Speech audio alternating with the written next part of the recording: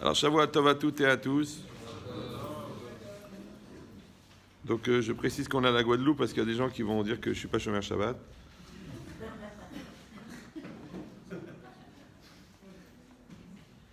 Et en tant que rabbin, c'est compliqué pour moi de ne pas l'être. Donc, ce soir, je voulais parler d'un sujet très important qui s'appelle la simcha, qui s'appelle la joie. Pourquoi ? Parce qu'en fait, on est beaucoup sollicité dans la vie. Celui qui a des enfants, il comprend pourquoi il perd ses cheveux, d'accord ? Qu'il y a tellement d'efforts à fournir par rapport à la Emouna, il y a tellement d'efforts à fournir par rapport à son couple, qu'inconsciemment, on vide notre réservoir de joie. C'est très difficile. Et souvent, les gens, malheureusement, ils n'ont pas ce réflexe de régénérer la joie.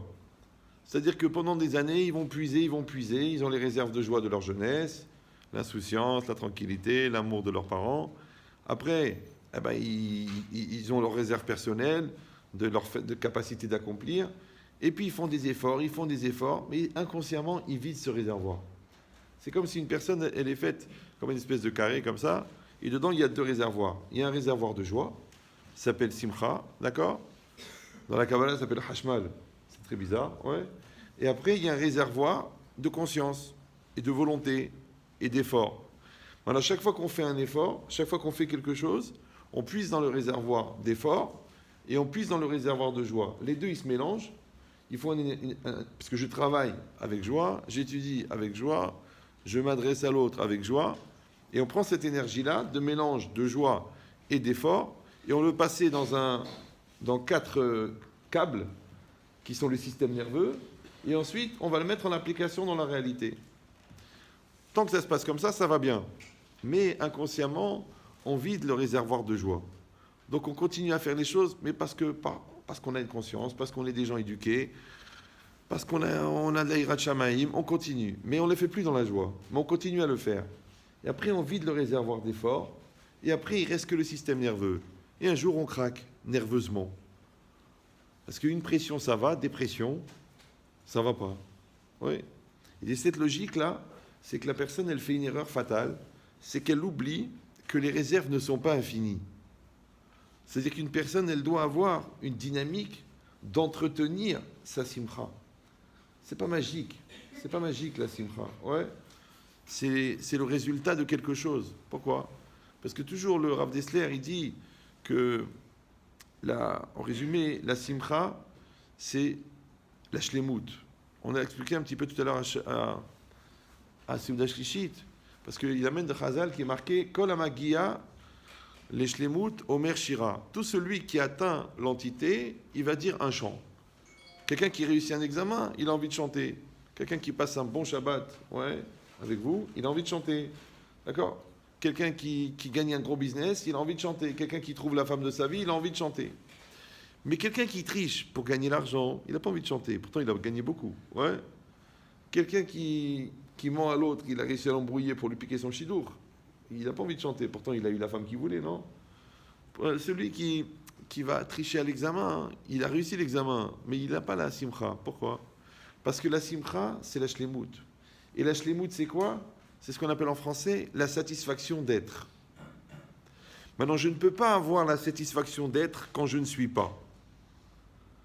Oui, quand je fais semblant, quand je joue un rôle, quand je porte l'habit, mais je n'ai pas l'intériorité, quand je ne vais pas au bout du projet, quand je ne réalise rien, quand je n'atteins pas de résultat, il n'y a pas de simcha.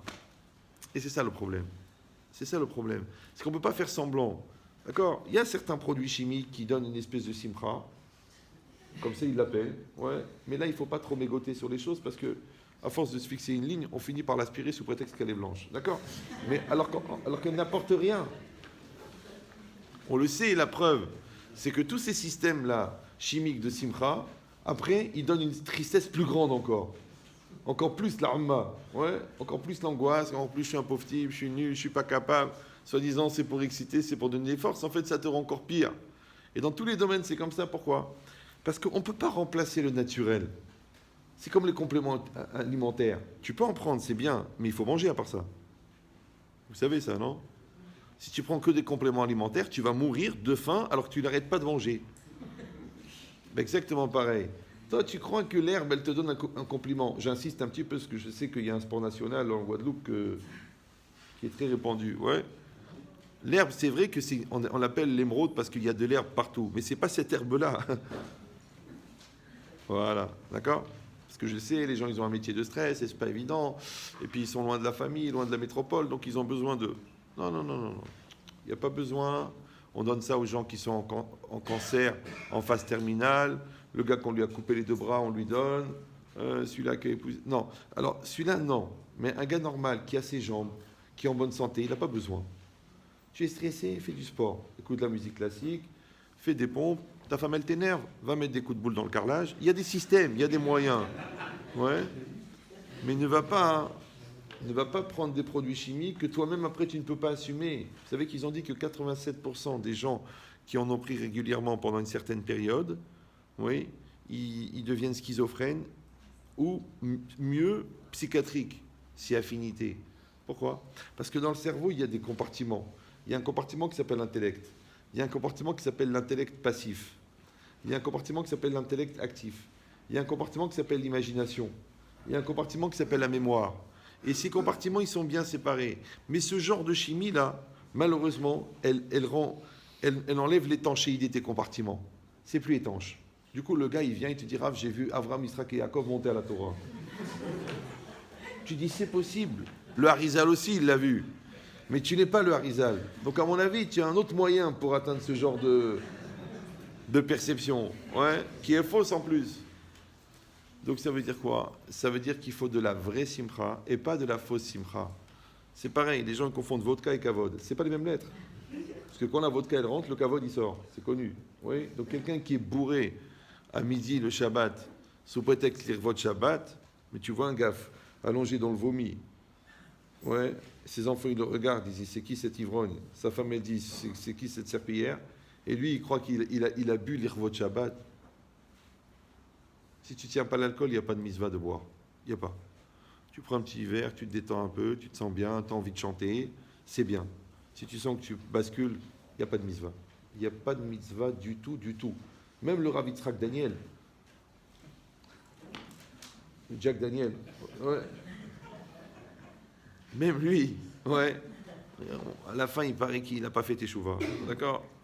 Parce que c'est un bourbon. D'accord? Donc, c'est quoi l'idée? L'idée, c'est qu'il ne faut pas aller rechercher des moyens artificiels. On a des moyens naturels. Tu as une bonne discussion avec ton mari, avec ta femme, vous vous êtes compris. Ouah, simcha. Ouais, tu vois que ton fils, il se tient bien, il est sérieux, il avance. Simcha. Tu vois que le business, tu l'as fait kasher et il sort avec la bracha. Simcha. Tu vois que tu révises la Mishnah, tu connais la Mishnah, le lendemain tu rappelles la Mishnah. Simcha. Il y a des moyens d'avoir de la simcha kasher. Pourquoi tu veux de la simcha pas kasher? Non, c'est vrai que c'est plus facile. C'est la différence entre le Candy Planet et le tagine. Ça vous dit rien? Oui, parce que Candy Planet, c'est une marque de bonbons. Tu ouvres, tu manges. Tu ouvres, tu manges. C'est facile. Le tagine, c'est long. Il faut aller au magasin. Il faut acheter la viande. Il faut la ramener. Il faut la nettoyer. Il faut la découper. Il faut la préparer. Il faut la faire cuire une fois. Il faut enlever la mousse là. Il faut la remettre à cuire. Il faut l'épicer. Il faut la mijoter. 4 heures à mijoter. Et là, le tagine. Ouajine. Un tagine de joue. Ouais. Bien cuisiné à la marocaine. Tu dis oh là bas. Celui-là, il prend 6 heures. Celui-là, il prend 1 seconde. Tu ouvres, tu manges. Tu ouvres, tu manges. Ouais. C'est la différence entre la joie et le plaisir. Le plaisir, c'est Candy Planet. Tu ouvres, tu manges. Ouais. Tu regardes un film, tu prends du plaisir. Mais ça ne donne pas de la joie. Il n'y a pas. Pourquoi? Parce qu'on a dit que la joie, c'est le résultat d'une construction. Maintenant, la construction, ça veut dire qu'il y a eu une ashlama, on a complété quelque chose. Et compléter, ça veut dire qu'il y avait un manque. Donc ça veut dire qu'il ne peut pas exister de reconnaissance sans bonté. D'accord? Mais il ne peut pas exister de bonté sans manque. Parce que comment tu vas ressentir la bonté s'il n'y a pas le manque? Donc celui qui comprend le manque, il comprend la bonté. C'est pour ça que le Yetzer Hara, il s'appelle Ra. C'est quoi Ra? Ra, c'est le mal. Mais le Maharal de Prague, il explique toujours que Ra, c'est Davar chez Botahlit. C'est une chose qui n'a pas de finalité, qui est gratuite. D'accord? Ça ne rapporte rien. Maintenant, quelque chose qui est négatif, mais qui amène du bien, il s'appelle Tov. Quelque chose qui est positif et qui amène du bien, il s'appelle Tov. Puisque Tov, on l'a expliqué tout à l'heure, ça veut dire complet. Donc Ra, ça veut dire incomplet. Alors, donner une démonstration aux dames. Tout à l'heure, je vais le redire quand même pour les hommes qui n'étaient pas là, parce que j'ai fait un cours pour dames et aucun homme n'est venu. Ça veut dire que vous êtes disciplinés, c'est bien. Ouais. Non, j'ai dit, il y en a un, il va se mettre en jupe avec une perruque. Non, ouais. Nous, on se cachait pour écouter les shiurim du Rav. Même quand il engueulait son fils, je me mettais derrière pour voir comment il faisait. Une fois, il m'a vu, mec, qu'est-ce que tu veux, toi? Je lui ai dit, l'Ilmon a dit Tsarir. Je veux voir comment tu engueules ton fils, ça m'intéresse. Ouais. Parce que Françoise Dolto, la vérité, son fils est Carlos, et bon. Donc c'est quoi l'idée? Restez calme. Vous n'entendez pas tout?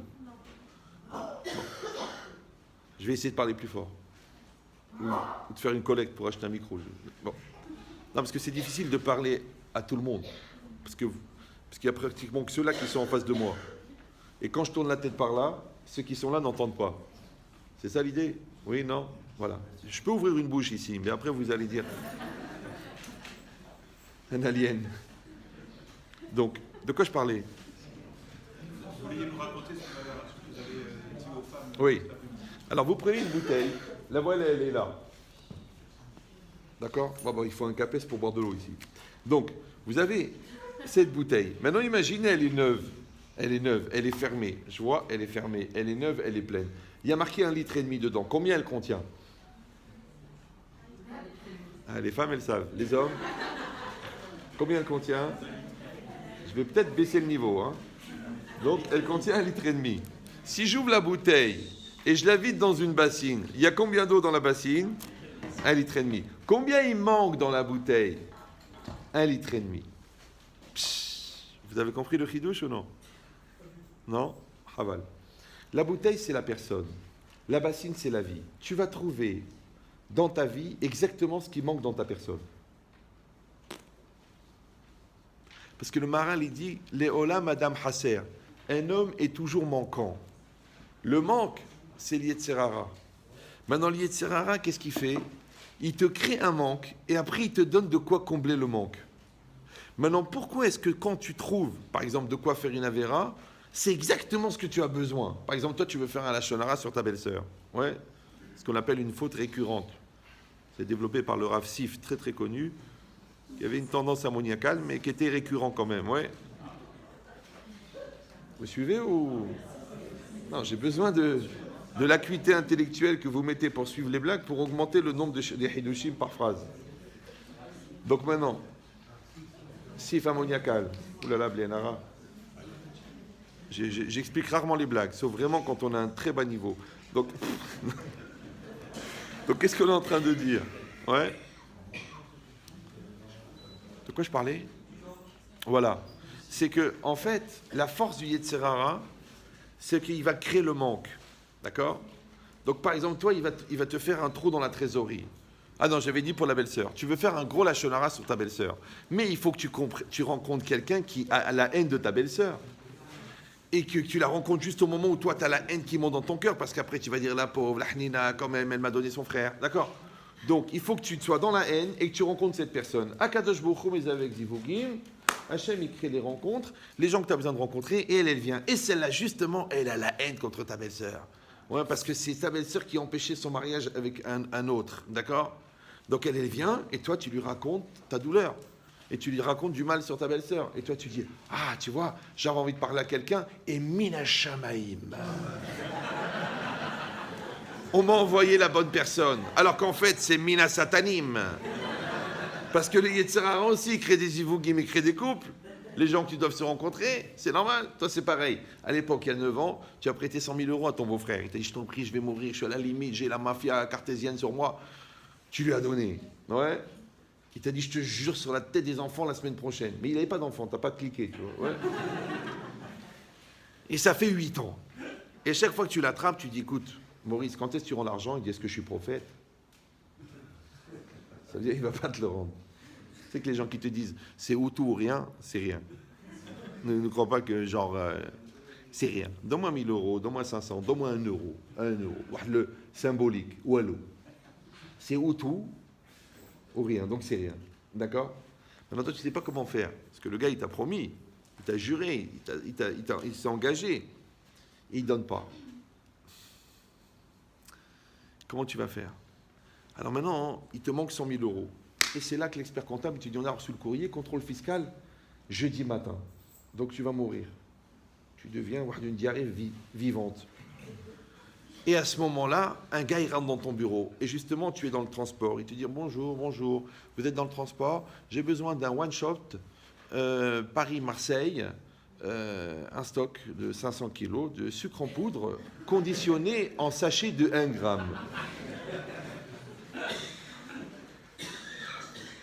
Celui-là, on le fait comme ça entre copains, je vous donne 100 000.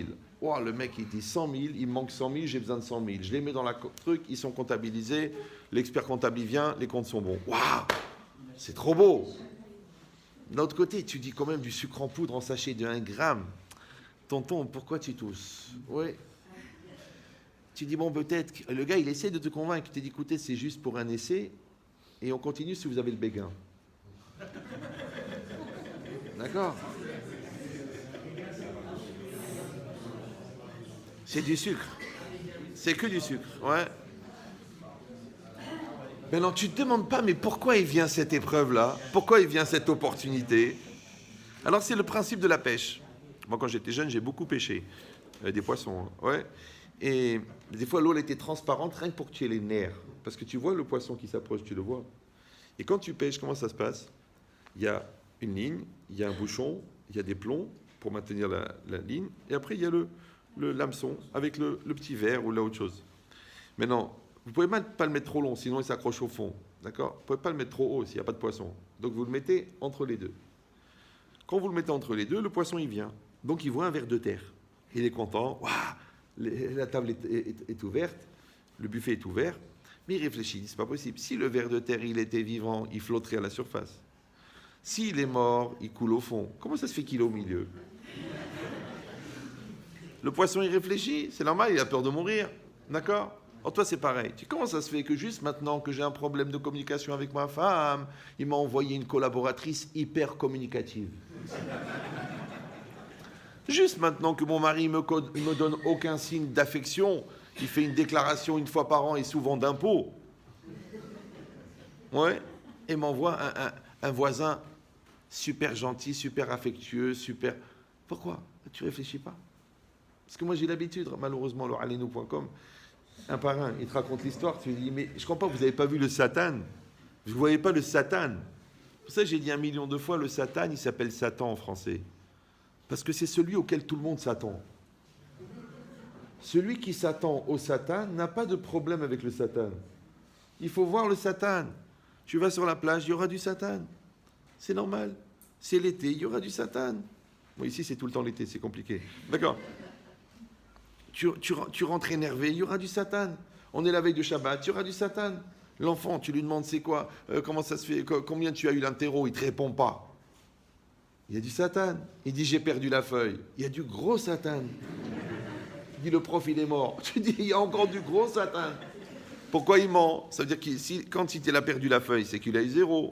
Mais s'il dit le prof il est mort, c'est qu'il a eu -4 ou -8. Parce qu'il a eu de faire des fautes dans son prénom. En plus, il s'appelle Dan. Comment il a fait pour faire 4 fautes dans son prénom? Il va pas être Brigoncourt, celui-là. Ouais. Mais c'est quoi l'idée? C'est que toi, tu sais qu'il y a du Satan dans chaque chose. Le Chovot Alvavot, il dit le monde est divisé en deux, le bien et le mal. D'accord? C'est que dans chaque chose, il y a du bon et du mauvais. Chaque chose. Il y a du bien et du mal dans chaque chose. Donc, si quelqu'un n'anticipe pas, eh ben, toute sa vie, il va avoir des surprises. Après, les gens disent, oui, on s'est engueulé, on s'est pris la tête, on s'est insulté, mon fils, il m'a énervé, mon père, il ne me comprend pas, ma mère, elle ne m'a pas donné la tendresse. Toute notre vie, on passe notre vie à légitimer notre lourdeur en accusant les autres. Mais moi, je vous rappelle qu'on vient dans ce monde seul. C'est rare qu'une femme, elle accouche une colonie de vacances. Ouais. Et on quitte ce monde seul.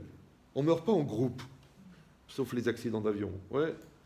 En général, on meurt seul. Donc maintenant, imagine le grand-père, il est sur son lit en train de mourir. Et tous les enfants. Papa, ne nous quitte pas. La femme, elle dit, tu me laisses tout seul. Qui c'est qui va faire les courses? D'accord. Les petits-enfants, ils disent, papy, qui c'est qui va nous gâter? Et le grand-père, il a de la peine. Ok, il est fatigué, il est vieux, il doit mourir, mais il a de la peine. Personne ne veut qu'il meure. Alors il a dit, ok.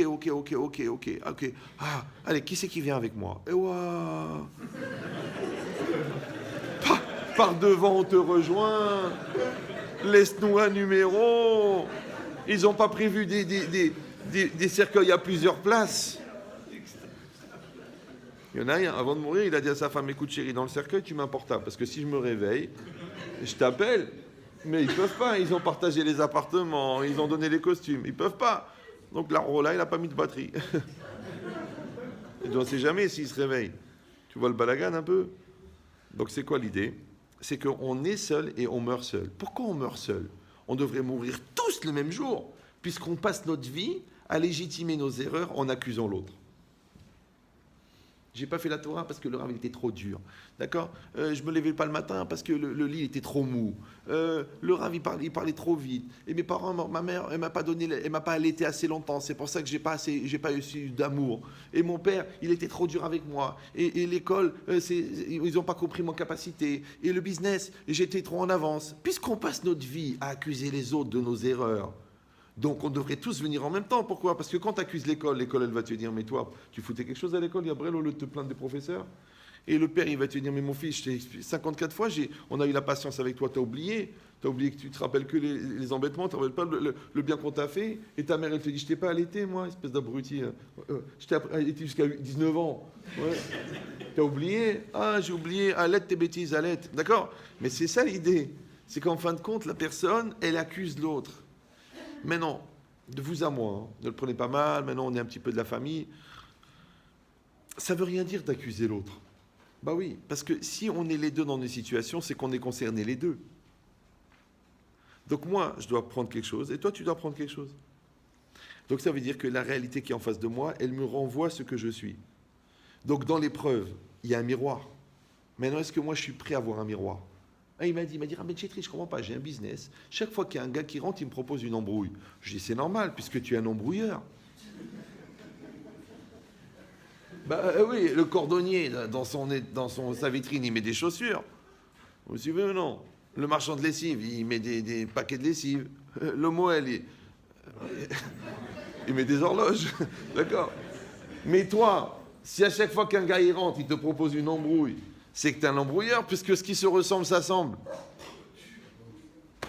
Triche, mais pas trop. D'accord? Donc ça veut dire quoi? C'est qu'une réalité, elle me renvoie quelque chose. Maintenant, est-ce que moi, j'ai l'honnêteté de dire, ok, ça me parle. Ok, l'enfant, il m'envoie un message. Ok, ma femme, elle m'envoie un message. Mon mari m'envoie un message. Pourquoi? Parce que l'inspiration d'une personne, elle vient d'où? Elle vient de deux tendances. Yetzara, Yetzera Tov. Donc, ces fois, l'Yetzera, il dit, tiens, dis-lui ça. Des fois, l'Yetzera Tov, il lui dit, tiens, dis-lui ça. Mais les deux, de toute façon, ça vient de deux anges. Et les anges, ils sont divins. Vous suivez ou non? Maintenant, il y a un ange qu'il ne faut pas écouter, il s'appelle Yetzerara, et un ange qu'il faut écouter, il s'appelle Yetzera Tov. Maintenant, quand l'autre te fait une remarque, tu n'es pas obligé de penser que c'est un reproche, puisqu'elle t'a déjà donné 4 enfants. Ouais. Et l'autre, quand il te dit, mon amour, fais un petit peu attention, parce que là, le business, il est un peu calme. C'est pas le moment d'aller acheter le sac Chanel. Tu dis, j'en avais trop envie. Eh bien, pends-toi avec. Le jour, j'étais en Israël avec la valise, elle pesait très très lourd. Le taxi m'a dit, qu'est-ce que c'est? J'avais acheté 18 kilos d'épices pour mon fils qui a un restaurant. Il m'a dit, Mazé, c'est kaved meod. Je lui disais, Hamoti aval bahalakim. C'est ma belle-mère, mais en morceaux. Ouais, il a hésité, hein. Il avait un regard bizarre. Il m'a regardé, genre, avec les religions, on ne sait jamais. Hein.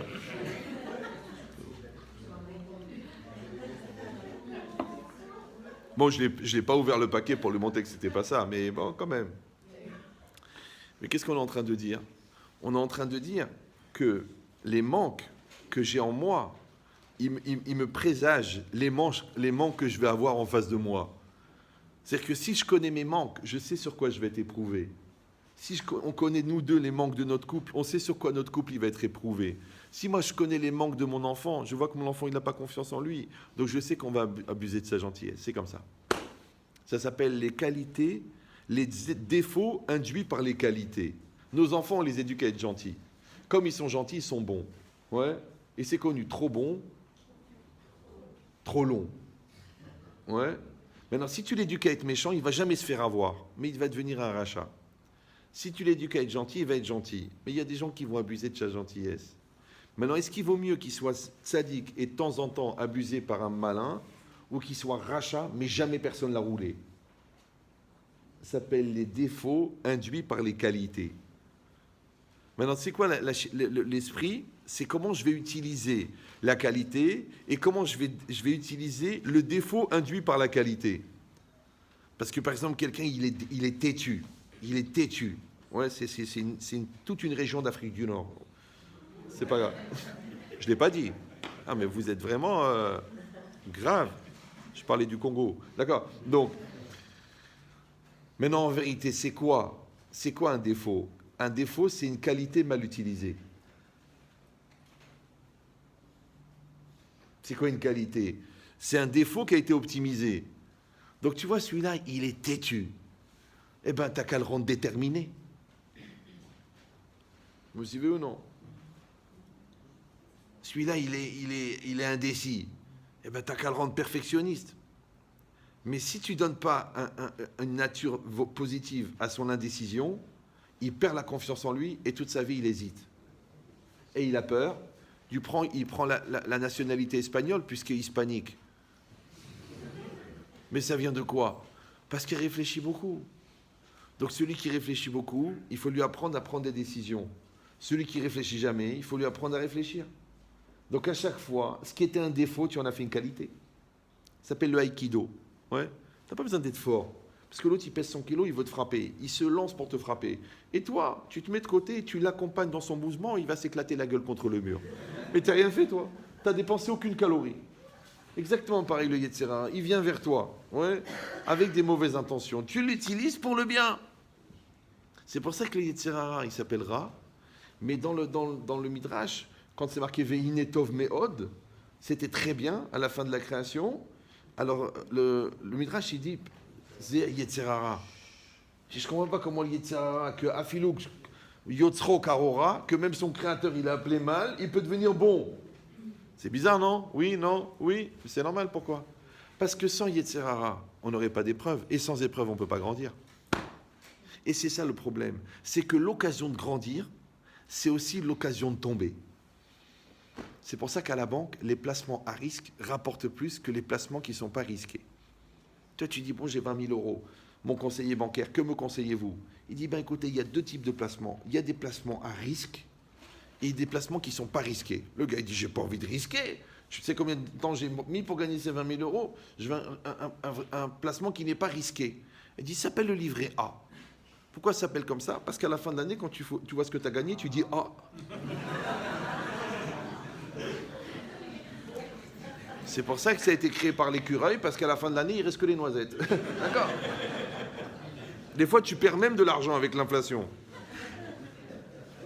Au début, ça s'appelait le livret Chlet, mais après, ils ont changé de nom, ils ont vu que ça ne se vendait pas, ils ont dit « Vaut mieux pas, on va l'appeler livret A ». Ouais. C'est pour ça que quand vous signez le contrat A pour le livret A. Sinon, vous signez le contrat B pour le livret B, ce qu'on appelle en hébreu le shtar B. D'accord? Ouais. Mais si c'est ça, tu dis, mais moi, je veux gagner de l'argent. Ah, si vous voulez gagner de l'argent, monsieur, c'est les placements à risque. Placement à risque, tu peux avoir 3 à 4%. En vérité, la banque, elle va prendre 32, mais elle te donne 4. Genre, t'es un cousin, t'es de la famille. Ouais. C'est les plus grands voleurs, c'est les banquiers, parce qu'ils perdent jamais, eux. Quand toi, tu perds, eux, ils gagnent. Quand toi, tu gagnes, eux, ils gagnent. Jamais ils perdent. Ouais. Bon. Donc maintenant, toi, qu'est-ce que tu fais? Tu dis, je voudrais un placement à risque. Mais c'est risqué, puisque c'est un placement à risque. Ben, c'est exactement pareil. Toi, tu peux rentrer en école d'ingénieur ou rentrer à la yeshiva. C'est risqué, parce que tu n'as aucune garantie. Maintenant, tu trouves des rabbins qui sont milliardaires et des ingénieurs qui n'ont pas de quoi manger. Alors, il faut un risque. D'accord? Vous comprenez ou non? C'est pareil. Toi, tu as dit, je vais me marier avec celle-là, parce qu'elle est belle, on dirait un poster. Ouais. Mais en vérité, c'était que le poster qui avait un côté rieur chez elle. Ouais, c'est tout. Le reste était triste. Il y avait un temps de réactivité, quoi. D'accord? Parce qu'elle était belle comme un poster. Ça veut dire qu'il n'y avait rien à l'intérieur. Celle-là, elle était un peu moins belle, mais elle est tehnina, elle est gentille, elle est positive, elle est religieuse, elle est pure, elle a de l'ambition pour toi. Il m'a téléphoné, il m'a dit, Rabben Chetri, je vais divorcer ma femme, elle est trop bêta, elle est trop nia. Je dis, mais si elle était intelligente, elle t'aurait quitté depuis longtemps. Donc sa nia, en fait, elle t'a protégé. En plus, toi, tu es un grand bileux. Donc comme tu es bileux, tu n'as pas de bitachon. Mais elle, comme elle est nia, elle dit Hachem Azor. Donc sa nia, elle t'a protégé de ton manque de bitachon. Donc ce que tu appelais un défaut, en vérité, c'était une qualité. C'est ça notre problème, c'est qu'on a les yeux crevés. On ne voit pas le bien. Ouais. Confirmation par texto. Donc c'est quoi? C'est qu'il faut réussir à aller chercher le bien pour se nourrir. Mais le problème, c'est qu'Hachem, il a caché le bien à l'intérieur du mal. C'est ça, c'est un placement à risque. Parce qu'il faut faire des efforts, parce qu'il faut se battre, parce qu'il faut grimper la montagne pour avoir des résultats. Si vous voyez un couple qui est uni, un couple qui est amoureux, un couple qui est complice, un couple qui se comprend, un couple qui est en communion, combien ils ont dû passer des galères, combien ils ont dû monter des montagnes, combien ils ont dû dépasser de la gahava, des nerfs, des stress, des bêtises, de la lourdeur, de la famille, de l'argent, des accouchements, de la cellulite, combien ils ont dû passer pour que maintenant tu les vois comme ça. Ça veut dire que mi ya'ale be'arachem ou mi yakum bimkom kocho. Ouais, quand tu amènes à la choupa un enfant sadique, équilibré et autonome, tu sais par quoi tu es passé. Parce que c'est tellement facile d'amener un pauvre type, un débile, un malade mental, ou un gars qui a 48 ans, il va dire « Papa, paye-moi le loyer, sinon je t'attaque pour non-assistance à personne en danger. » Donc ça veut dire que c'est un travail, c'est un effort. Mais cet effort, il te donne le nahat. Tu vois la choupa, un ben adam qui est banou et qui est construit, tu es tranquille. Ouais, tu vois qu'il est vraiment bien dans sa religion, tu es tranquille. Tu vois qu'il a une femme dont le seul défaut c'est de lui ressembler, tu es tranquille. Ouais. Donc ça veut dire quoi? Ça veut dire que tu vois que la simcha, elle est venue après l'effort. Elle vient pas toute seule. Mehila. Vaïre, vaïboker. Ce fut un soir, ce fut un matin. Ouais. Mina chocher yotse or. De l'obscurité, elle vient la lumière. Ça s'appelle un placement à risque. C'est parce qu'on a crevé qu'on a quelque chose. C'est parce qu'on a crevé. Moi, je donne beaucoup d'exemples dans le Shalom Bayit et tout. Mais moi, je n'ai pas fait de formation. J'ai sauvé des milliers de couples, mais je n'ai jamais rencontré un psychologue pour qu'il m'explique comment il fallait faire. Mais c'est quoi l'idée? 50% d'aide divine, 50% de bon sens. Et après, c'est quoi? L'expérience. Déjà avec ta femme. C'est que si toi, tu as parlé déjà des milliers d'heures avec ta femme, tu sais quoi dire à l'autre? Vous me suivez ou non? Mais les gens, ils ne parlent pas. Ils restent l'un à côté de l'autre, 2 bouteilles de Contrex. En espérant la naissance du 50 centilitres. Mais d'où il va sortir celui-là? Par Wi-Fi. Je vous ai déjà dit que communication, ça vient de communiquer. Communiquer, c'est commun c'est comme un. Maintenant, ce qu'on a en commun, c'est ce qu'on a mis en commun. Et les gens, ils ne parlent pas. C'est très bizarre. Ils font des enfants, ils ne parlent pas. Je dis, comment ils font? Ils font des enfants. Les bébés, ils naissent. Ils ne se parlent pas. Ah non, elle me saoule, ça ne m'intéresse pas ce qu'il raconte. De toute façon, il ne parle que de son boulot. Elle s'est cassé un ongle, elle a fait une crise de 2 semaines de nerfs. Tu dis quoi? J'ai épousé un cintre. Autant épouser Claudia Schiffer. C'est un cintre. Ouais. Il dit, l'idée, c'est ça. C'est que toi, tu n'as pas compris que le bon Dieu, il t'a envoyé quelqu'un qui est complémentaire de toi. Oui. Maintenant, toi, tu croyais que tu as épousé quelqu'un qui était comme toi. Elle n'est pas comme toi. Elle est complémentaire de toi. Si la Torah elle a voulu que tu épouses quelqu'un comme toi, elle t'aurait dit, tu as le droit d'épouser ta sœur, tu as le droit d'épouser ta mère ou ta grand-mère. Mais c'est interdit d'après la Torah, vous savez ça? Vous savez que c'est interdit d'épouser sa sœur et d'épouser sa mère, vous le savez, non? Oui, non? Alors pourquoi vous êtes toute la journée en train de dire, ah, pourquoi tu cuisines pas comme ma mère? Pourquoi tu n'as pas les qualités de ma sœur? Alors va chez ta mère. La femme n'est pas la mère. Ton mari n'est pas ton copain. Ouais, c'est ton mari. Maintenant, si ton mari, tu ne le respectes pas, eh ben, il n'est pas respectable. Et si tu ne l'admires pas, eh ben, il n'est pas admirable. Et si tu ne l'aimes pas, il n'est pas aimable. C'est facile. Les gens disent, oui, mais vous ne le connaissez pas, je suis très déçu, c'est pas ce que j'attendais. Une femme, elle est venue chez moi. Elle me dit, Rabbi Chetri, je vais divorcer. Je dis, pourquoi? Écoutez, je me suis marié il y a 5 ans, on m'a dit que j'allais épouser le futur Hazonish. Eh bien, c'est pas le Hazonish. Il se lève pas le matin, il ne faut rien du tout, il sait même pas ce que c'est une Guimara, il croit que c'est une sauce espagnole. Je dis, madame, moi je veux bien parler avec vous, mais pour dire qu'il y a mes cartaouls, parce qu'elle, elle voulait carrément annuler le mariage des Mafréas. Genre, on m'a trompé sur la marchandise, on m'a dit le Hazonish, c'est pas le Hazonish. Je dis, écoutez, madame, moi, on va essayer d'entamer avec vous cette discussion, mais une question, c'est que pour épouser le Hazonish, il faut être la femme du Hazonish. Elle me dit, alors je suis quoi, moi? Je dis, vous êtes plus proche que votre mari, c'est plus le mari de la boniche. Voici. Elle me dit, ça veut dire quoi? Je dis, mais vous êtes toute la journée dans la prière? Est-ce que vous êtes toute la journée dans la spiritualité? Est-ce que vous parlez avec Dieu tous les jours? Est-ce que vous priez pour l'âme Israël? Est-ce que le limoud de votre mari il est important pour vous? Mais non, qui s'étouffe avec, j'en ai rien à faire. Je dis, pourquoi vous allez être la femme du Hazonish? Et pourquoi votre mari va être le Hazonish puisque vous n'êtes pas adapté? Et dans tout c'est pareil. Tu vois des gens qui étaient des grands amis des Chachamim, ils avaient des enfants qui ont tout lâché la Torah. Ouais. Et des gens qui n'étaient pas des Chachamim, mais ils avaient une Ahavat Torah, un kavod des Chachamim incroyable, et ils ont eu Rav Ovadia Yosef. Chez eux, dans leur ventre. Pourquoi? Parce que là, il y avait le kavod, et là, il n'y avait pas le kavod. Vous me suivez ou non? C'est pareil pour l'école. Faites attention, parce que si l'école, elle fait des efforts, et vous dites, le prof, il est nul, le directeur, il vaut rien, c'est pas ce qu'on attendait, c'est pas ce qu'on voulait, faites attention, parce que l'enfant, après, il ne fout plus rien, il entend ce que vous dites. Restez calme, d'accord? On verra les cas personnels après. Mais c'est quoi l'idée? Ça veut dire qu'il faut être solidaire. Il y a une école, il faut être solidaire de l'école. Et si vous dites, mais c'est pas exactement, vous croyez qu'on en trouve des millions qui sont capables de faire 10 000 km pour venir ici, sur une île? D'accord? Donc la question c'est, est-ce que je vais aimer ce que j'ai, ou est-ce que je vais rêver de ce que j'aurais pu avoir? Parce que le deuxième cas s'appelle la déception, si vous avez compris. Ouais. Donc c'est quoi l'idée? C'est que dans chaque chose, moi, je vais être shalem avec la chose. Je vais être complet avec la chose. Donc je vais m'arranger avec toi. Écoute, t'es ma femme, je veux m'arranger avec toi. T'es mon mari, je veux m'arranger avec toi. Ouais, anachnu beshalom. Nous, on est en paix. Maintenant, par ça, on a des petits problèmes avec les nerfs, les caractères, avec le caractère de ma mère, avec le caractère de mon frère. Ça, c'est des choses périphériques.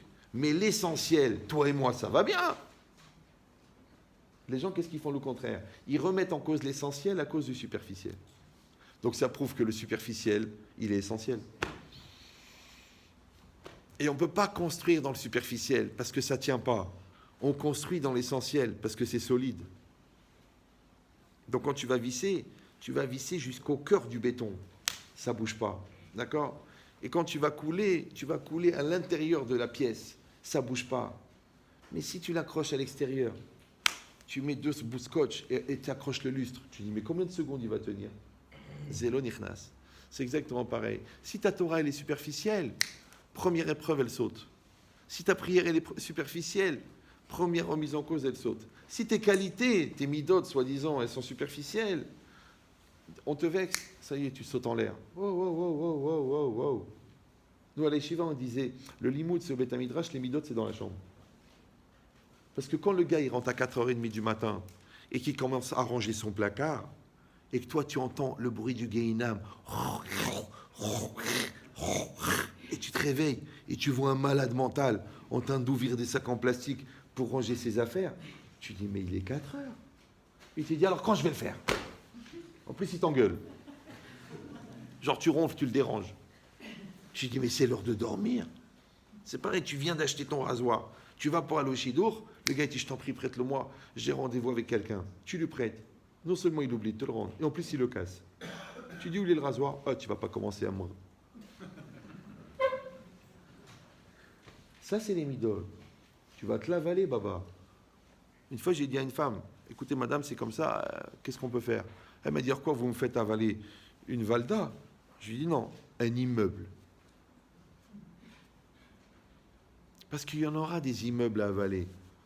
Toi, tu te plains du caractère de ton mari. Attends la crise d'ado de ton fils.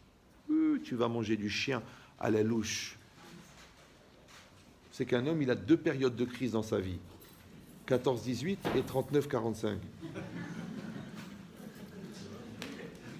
C'est que quand l'enfant il est conçu, tu sais que dans 14 ans, ça va être la guerre mondiale. La guerre. Et c'est très compliqué. Parce que les gens religieux, leurs enfants, ils veulent être pas religieux. Les non-religieux, leurs enfants, ils veulent être religieux. Ils deviennent fous. Moi, il m'appelle, il me dit, ah, écoutez, monsieur le rabbin, écoutez, je suis très choqué. Notre enfant, Henri Charles, il veut absolument qu'on l'appelle Yahya Haïm. Nous l'avons éduqué dans la pure laïcité. Il a mangé du cochon depuis qu'il est né. Et voilà que maintenant, il veut absolument mettre des téfilins. Il s'est laissé pousser la barbe. Il a mis un béret qu'il porte de travers. Il veut étudier le Talmud. Tous ses copains l'appellent Anché de Guémara. En plus, il a les jambes courtes. Ça veut dire qu'il aurait pu naître à... C'est pas grave. D'accord. Donc, c'est quoi l'idée? Ouais. L'idée, c'est que celui-là, son fils, il veut devenir religieux, il devient fou. Il m'a dit, Rav, qu'est-ce que je peux faire? Je lui ai dit, écoutez, faites vérifier vos mezouzotes. Il m'a dit, mais j'en ai pas. Ah, bah alors comment on va faire? Et l'autre, le contraire. Les chamours, cache-route, glad kacher, yeshiva, mishnah, baba. Le lendemain de la bar mitzvah, allez, laisse-moi tranquille. Tes tefilines, tu peux aller les vendre. Qu'est-ce que je vais en faire? Je dis, mais pourquoi? Oh, Al-Sara. Qu'est-ce que j'ai fait au bon Dieu? Ils ont même sorti un documentaire sur ça, ouais.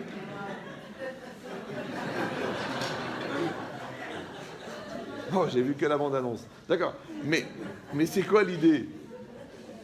L'idée, c'est que celui-là, il est religieux. Son Yetzirah, c'est de ne pas être religieux. Donc toi, tu dois lui faire aimer la Torah malgré qu'il est religieux.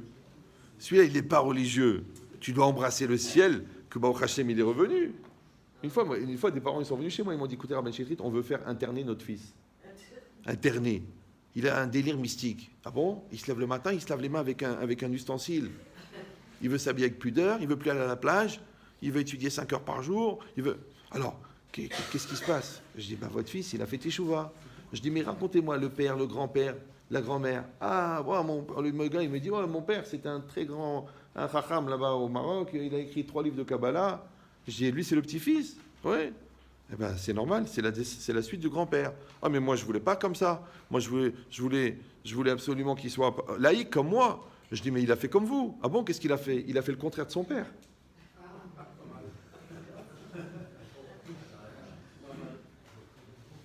La roue tourne. Ouais. Donc, tiens bien le guidon. Parce que ça tourne. Mais c'est exactement pareil. Quand toi, tu anticipes, quand toi, tu investis, quand tu travailles, moi, je vous donne un secret. Quand vous êtes célibataire, préparez-vous au mariage. Quand vous êtes marié, préparez-vous à construire votre couple malgré la présence des enfants. Quand vous mariez le dernier, profitez de la personne qui est en face de vous, puisque tout ce temps-là que vous avez profité de construire le couple malgré qu'il y avait les enfants, c'était pour la retrouver. Mais si vous vous êtes servi du mariage pour fuir vos parents, moi, combien de fois des gens ils ne voulaient pas s'inscrire dans le Shalom Bayit? J'ai dit, écoutez madame, mais vous avez épousé votre mari ou vous avez fui votre maison, vos parents? Elle me dit, en fait, j'ai plutôt fui mes parents. Personne ne vous a expliqué que vous avez juste changé de pénitencier. Juste de geôlier. D'ailleurs, la musique de la choupa, c'était la la la la la la la la. Tu aurais dû te méfier quand même. Les portes du pénitencier. Non, j'exagère. Tout le monde sait que la réalité est bien pire. D'accord? Mais c'est ça l'idée. Ça veut dire que tu ne vas pas te marier pour fuir tes parents. Tu te maries pour construire avec ton mari. Maintenant, rappelez-vous que quand on va quelque part, on a le visage tourné vers là où on va. Ouais. Mais quand on fuit quelque chose, on a le visage tourné vers ce qu'on fuit. Quand tu as un lion devant toi, tu recules. Mais quand tu recules, tu ne sais pas où il va. Même dans la LIA, combien de fois j'ai vu des gens? Mais pourquoi vous quittez la France? On n'en peut plus de la France. On peut plus, on va en Israël, notre terre, on retourne au pays. 2 mois après, je vais à Miami, je les vois. Je dis, mais vous ne deviez pas faire la LIA? Oui, mais on n'a pas voulu à cause de la langue. Et vous parlez anglais? Non.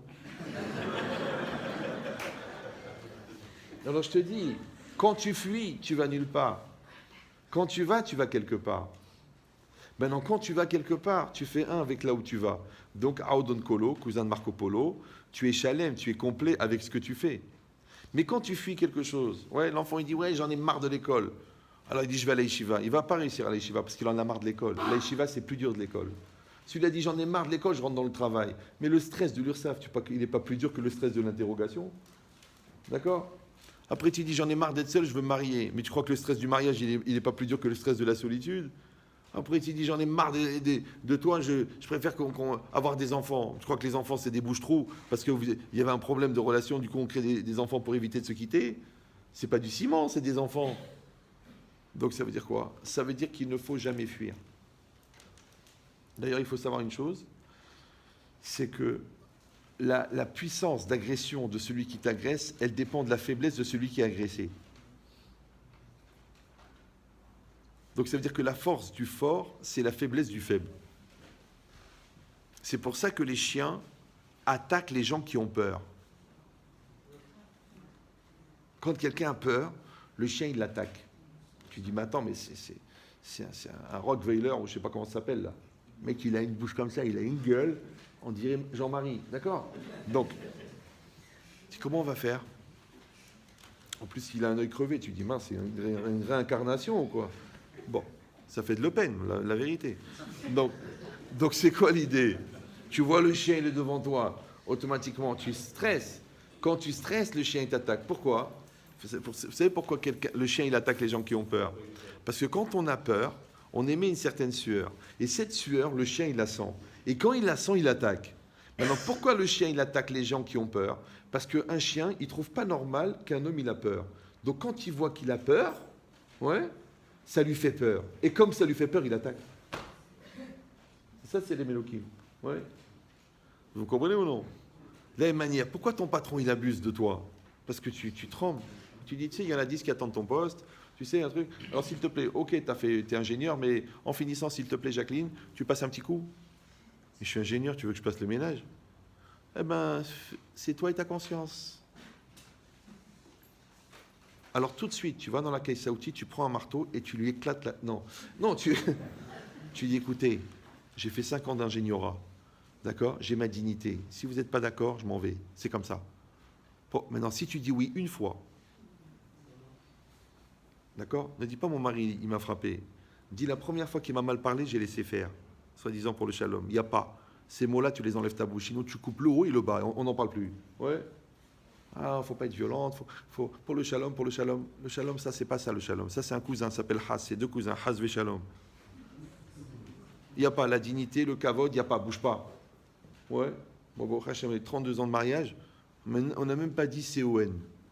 Et il y a eu des crises, et il y a eu des nerfs, et il y a eu des contradictions.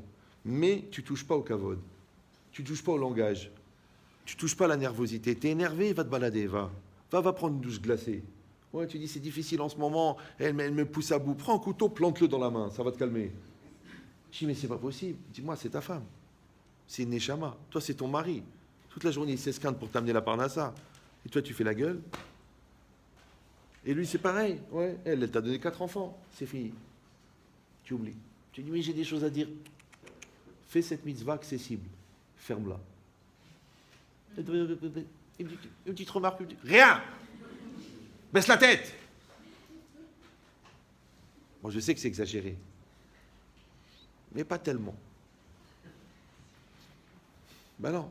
Pourquoi? Parce que, en fait, si on réfléchit bien, on a épousé les gens les meilleurs du monde. Seulement qu'on les regarde à travers notre regard. Mais si on s'habituait à regarder l'autre comme lui, il se regarde, on n'aurait pas de problème. Mais nous, on regarde l'autre comme nous, on le regarde. Donc on ne le comprend pas. Ça, c'est Rav Simcha Zissel et Rav Dessler. Ouais. C'est que l'autre, il veut être bien. L'autre, il pense qu'il est bien. Dis-lui qu'il est bien. Non, tu dis, je vais le casser. Pourquoi il croit qu'il est bien? Dis-lui qu'il est mauvais. Non, dis-lui, kolakavod, t'es fier de toi, il est fier. Il a bien travaillé, il a fait une belle vente. Dis-lui, kolakavod, dis-lui, psartek. Ne dis pas, oh, pour qui tu te prends? Elle te dit, regarde chérie, j'ai perdu 1 kilo. Et ça lui tient à cœur. Dis-lui, c'est bien, mon amour, continue. Tu lui dis pas, qu'est-ce que c'est 1 kilo, il en reste 82 à perdre. Non, ça, c'est un truc que j'ai jamais compris. Pourquoi les femmes se pèsent le matin? Elles devraient se peser le soir. Ben oui, comme ça, elles se pèsent, elles vont dormir. Elles font la gueule toute la nuit, toi, tu dors. Elle se pèse le matin. Du coup, elle fait la gueule toute la journée. Mais t'as rien fait, toi. Tu dis, c'est pas de ma faute si elle a grossi. C'est compliqué quand même. Oh. Ben, c'est exactement pareil. Que toi, tu dis, moi, j'ai épousé quelqu'un. Alors pourquoi je vais lui faire du mal? Ouais, moi, j'ai eu un enfant. Pourquoi je vais lui faire du mal? Moi, j'ai la chance d'être en bonne santé. Alors pourquoi je vais faire le mal? Donc ça veut dire que nous, on doit perpétuellement être dans un travail de repérage, de reprendre les vraies valeurs, de se poser exactement qu'est-ce qu'on est, qu'est-ce qu'on a. Et ça gagne du temps. Mais nous, on fait le contraire. Nous, on se plaint de ce qu'on n'a pas. Nous, on est dans l'exigence. Ouais, nous, on est dans les nerfs. Nous, on est dans l'énervement. Nous, on est dans la remise en cause, dans la méchanceté. Alors, c'est pour ça qu'on souffre. C'est pour ça que le Passouk, il a dit. Il a dit, Ma it onen Adam hay. De quoi il se plaint un homme vivant? Qu'est-ce qu'il dit Rashi? Ma itraem Adam al kol akorot abaim elav. Pourquoi un homme il va se plaindre, il va murmurer sur tous les événements qui lui arrivent? C'est Hachem qui parle. Il dit Achar achesed she'ani ose immo she'natatilo haim. Après la bonté que je lui ai donné la vie. Ici, il y a un truc bizarre dans Rashi. Parce que Rashi, il dit Achar achesed she'ani ose au présent, she'natatilo haim au passé. C'est bizarre. Mais ça, on va expliquer si je me rappelle. Mais juste pour vous donner la référence. Une fois, j'étais à Strasbourg et je finis une conférence. Ah non, avant la conférence, une femme, elle vient me dire Rabbi Chetrit, ça ne vous dérange pas de dédier la conférence? Je dis bien sûr, avec joie. C'est pour qui? Elle m'a dit c'est pour mon fils. Ah, il est malade? Non, il est mort. Ah bon? Ah bon? Il est mort il y a combien d'années? Et il est la semaine dernière. Ah bon? Il est mort? Il est mort de quoi? Eh bien écoutez, vous savez, il est né il y a 42 ans. Et en fait, il a eu une insuffisance au niveau du cerveau. Et après, il est resté un légume toute sa vie. Ni il a marché, ni il a couru, ni il a parlé. Et les médecins, ils ont dit c'est fini. Mon mari, au bout de 3 mois, il a dit j'assure pas, il est parti. Je suis resté seul. Et il a survécu avec les prières. Et il a vécu 42 ans. Et 42 ans, c'est moi qui m'occupais de lui. Il a grossi, c'était difficile. Il faut le retourner, il faut le truquer, les escarres et tout ça. Dans le coma, jamais il a parlé, jamais rien. Mais elle dit, mais Baruch Hashem, il a vécu 42 ans. Moi, j'ai dit, mais elle est cinglée ou quoi, celle-là? 42 ans avec un légume, dans un lit. 42 ans de nerfs, 42 ans de stress. 42 ans, tu ne peux pas faire autre chose. 42 ans, tu dois t'occuper. 42 ans, toute ta vie, elle est partie dedans. Encore, tu dis, bon, il s'est soigné, il s'est levé, il s'est marié. Rien. 42 ans, il n'a jamais parlé. Et qu'est-ce qu'elle dit? Baruch Hashem, il a vécu 42 ans. Alors je dis, si c'est ça la vie, c'est quoi la mort? Alors j'ai pris un moussard de ça. Je dis, ça veut dire que quelqu'un qui est dans un lit, sans parler, sans manger, il n'a jamais goûté la dafina, il n'a pas kiffé la vie, il n'a pas vu la Guadeloupe, il n'a rien fait. Il ne s'est pas marié, il n'a pas étudié la Torah, rien. Déjà, il s'appelle vivant. Ma'it onen Adam hay. Il est vivant. Ouais. Donc ça veut dire que nous, qu'on peut parler, on peut manger, on bouge, on étudie la Torah, on se marie, on fait des enfants, on travaille, on gagne de l'argent, mais nous, on ne doit pas s'arrêter de dire merci. Ça veut dire que la référence d'Hachem, c'est la vie. Je t'ai donné la vie. Tout ce qui est en plus de la vie, c'est du bonus. C'est pour ça que le matin, quand on se réveille, la première chose qu'on doit dire, bien que d'après la Kabbalah, on n'a pas le droit de parler avant de faire Netiat Yadayim. Mais les Chachamim, ils ont dit, il y a une chose qu'on a le droit de dire, Modéani. Dès que tu te réveilles, Modéani, Lefanecha, Melech, Haïvekayam, tu dis, mais pourquoi on le dit au réveil? Moi, je ne comprenais pas ça. Moi, je pensais, tu te lèves, tu fais Netilat, tu fais ta toilette, tu t'habilles, tu fais une bonne prière avec la Kavana, tu prends un petit déjeuner, tu manges bien, tu fais un beau Berkat Amazon, tu vas sur le Kikar à la banque, tu demandes la position du compte, on te dit 7,5 millions d'euros dans le compte courant, et à ce moment-là, tu sors les yeux vers le ciel en disant « Modé ani lefanecha ». Mais pourquoi tu dis Modé ani en te réveillant? Tu sais pourquoi? Parce qu'il y en a qui ne sont pas réveillés, ils ne vont pas dire Modé ani. Il y en a, ils sont réveillés avec une hémiplégie de la moitié du corps, paralysés. ils vont pas dire Modéani, ça va être difficile pour eux. Celui-là, c'est juste le visage. Ah, ouais, d'accord. Lui se plaignait, ouais, ma femme, elle fait la gueule. Tiens, maintenant, vous êtes des jumeaux. D'accord. Donc, celui-là, maintenant, il n'arrive pas à respirer. Il a un tuyau. Ouais, celui-là, les jambes, elles fonctionnent plus. Celui-là, il a une arthrose des épaules. Il peut même pas bouger un bras. Donc, toi, quand tu n'as rien de tout ça, tu dois dire 248 fois et 365 fois merci. Et qu'est-ce qu'on fait? On râle. Ah, j'ai mal au dos, c'est pas facile. Ah, le virement, il n'a pas été fait. L'autre, il ne me paye pas. Le beau-père, il m'a pas acheté la maison. Mais il te doit rien. Ah, mais il avait promis, il avait dit, il avait sous-entendu, il avait... Et alors? Il a changé d'avis maintenant. Il t'a donné un diamant, qu'est-ce que tu veux qu'il t'offre la bague aussi? Ouais. Mais c'est quoi l'idée? C'est que toi, tu n'es pas dans cette logique de dire merci. Le contraire, qu'est-ce que tu fais? Tu murmures. Mais il faut savoir une chose, que la reconnaissance, elle nourrit. Ouais. Mais l'exigence, elle pourrit. Ben oui, parce que quand tu trouves que ta maison, elle n'est pas éclairée, du coup, tu vis dans une cellule. Vous me suivez ou non? Quand tu trouves que le magasin, il est mal placé, tu lui as enlevé la bracha. Quand tu penses que les vendeurs, ils sont des incapables, ben, ils n'ont pas le courage de prendre le téléphone. Quand tu penses que ton produit, tu l'as payé trop cher, eh ben, du coup, tu es obligé de le solder, tu perds à l'achat et la vente. Donc, c'est toi qui as fabriqué une réalité pourrie. Ou le contraire, tu dis non, tout va bien. Tout va bien. Tu dis, je me suis fait rouler à l'achat, c'est pas grave. Je vais le vendre 4 fois plus cher. Ah, tu dis, c'est pas évident, le marché est difficile. J'ai pas besoin de 1000 pigeons, j'ai besoin de un. Un pigeon, le nia, le baha, qui connaît pas le marché. Le mec n'a pas vérifié le prix sur Internet, et c'est en libre accès, et voilà, c'est le prix qui est sur le catalogue, et le mec, il est pas payé, eh bien, qu'il paye. Ah, tu dis, ouais, mais ça n'arrive jamais. Ça n'arrive jamais aux gens qui n'y croient jamais. Moi, je connaissais quelqu'un, c'était un fournisseur de mon beau-frère, qui a vécu ici d'ailleurs. Il était en Chine, le gars.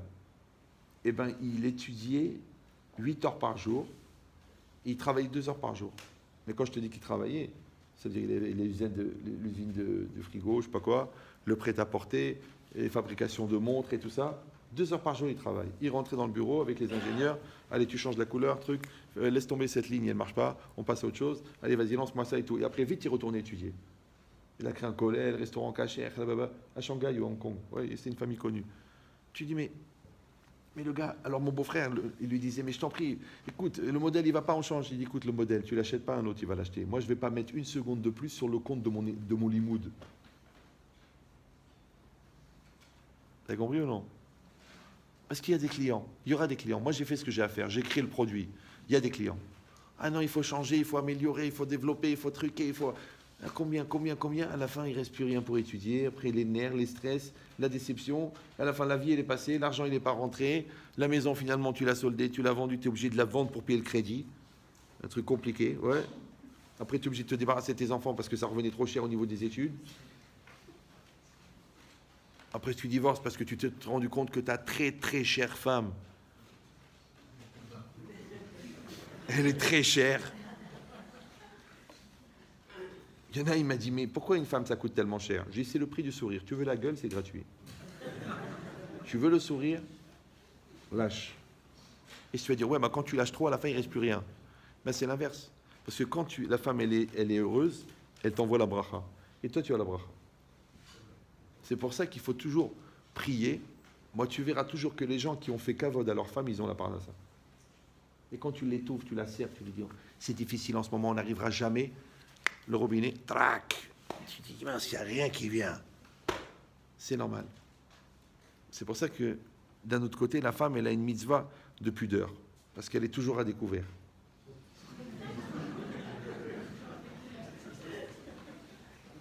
Donc, il faut trouver l'équilibre. Et c'est ça l'équilibre. Ouais. Moi, toujours, je raconte cette histoire parce qu'elle est belle. Mon père, quand je suis né, il a acheté un bracelet à ma mère. Mais quel bracelet? Les bracelets arabes, les gros trucs avec 3 ors là, 200 grammes d'or. Et moi, j'ai dit à ma mère, mais combien elle a payé, papa? À l'époque, 1 million de centimes. Je dis 1 million de centimes, mais le cousin à Saint-Paul, il a acheté un immeuble avec 1 million. Oui, c'est ça que ça coûtait. Mais il a mis au moins 15 ans à le payer. Ben oui, il était ailleurs. Mais tu m'as donné un beau garçon, je t'offre un beau cadeau. Pas un Swarovski Khalada de l'aéroport. Un vrai cadeau. C'est normal. Ouais, tu vois le kavod que tu fais. Tu fais le kavod, tu reçois le kavod. C'est logique. Tu fais le mesquine, tu reçois le mesquine. Vous savez que tous les ans, on faisait les élections de Miss Univers et de Miss Monde. Mais le jour, on va faire les élections de mesquine et il y aura des candidats.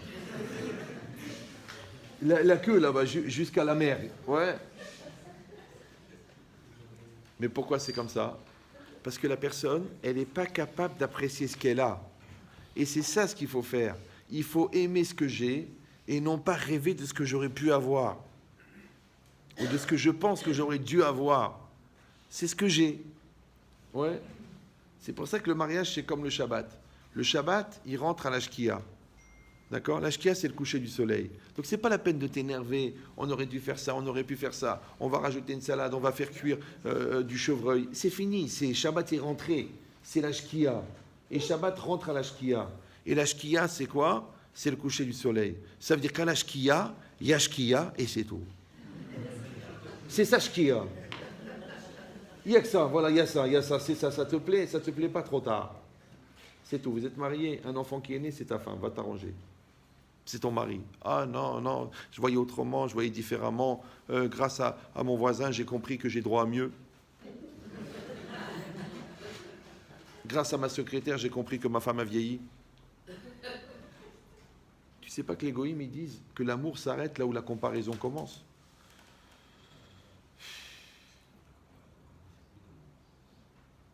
Tu compares ta femme, toi? Et tu compares pas ta mère? Ta mère aussi, elle a vieilli. Ah, mais c'est différent, c'est ma mère. Eh bien, elle, c'est la mère de tes enfants. Jusqu'à quand elle doit rester Madonna? Même Madonna, il a vieilli. C'est pas évident. Vous connaissez Madonna, non? La fille du pape. Mais il ne l'a pas reconnue, il paraît. Ouais. Donc, c'est quoi l'idée? L'idée, c'est qu'un homme, il doit avoir une référence basse. Moi, les gens, ils me disent, vous faites jamais la gueule? Je dis non. Moi, ma référence, c'est Auschwitz. Les camps de la mort, les bergers allemands, les fours crématoires, les barbelés. C'est ça ma référence. Donc tout ce qui est mieux que ça, je kiffe. Toi, ta référence, c'est Miami Beach. 600 mètres habitables face à la mer avec la Pontiac en bas, la Cadillac et la blonde. La bière blonde. Oh, vous avez une réactivité susceptible. D'accord? Donc toi, ta référence, elle est haute. Donc, c'est sûr que dans un HLM, au Blanc-Ménil, en haut d'une cage d'escalier pleine de pipi avec un téléviseur en noir et blanc qui marche une fois sur deux, c'est sûr que tu vas trouver un tabouret et une corde, c'est pas possible, d'accord? Donc, en fait, ton problème, c'est juste la référence. Moi, j'ai connu des gens milliardaires, ouais, des très gros du textile. Et les gars, ils ont des châteaux, ils ont une maison, elle est énorme. Pour faire venir les enfants à table, ils envoient des emails. Il y a un scooter pour aller aux toilettes, tellement c'est loin. Ouais. Et qu'est-ce qu'ils te disent? Ah, tu sais, quand on arrive à Belleville, en 63, on était 9 dans un studio, 6e étage. On tirait des matelas pour dormir. Mais quelle fête on a fait là-bas, quel Shabbatot. Aïe, mais tu sais quoi, les matelas, ils étaient imprégnés de Pkaïla, on était dedans. Ouais. Ça veut dire qu'on pouvait faire chez Boré Adama sur les oreillers tellement c'était. Mais on ne peut pas oublier cette période. Et maintenant, grâce à Dieu, il y a l'argent, il y a les yachts et les khalas, et on ne ressent plus rien. Il n'y a plus le goul, le hlou, il n'y a plus. C'est que les mecs, ils regrettent la misère. Ouais. Pourquoi?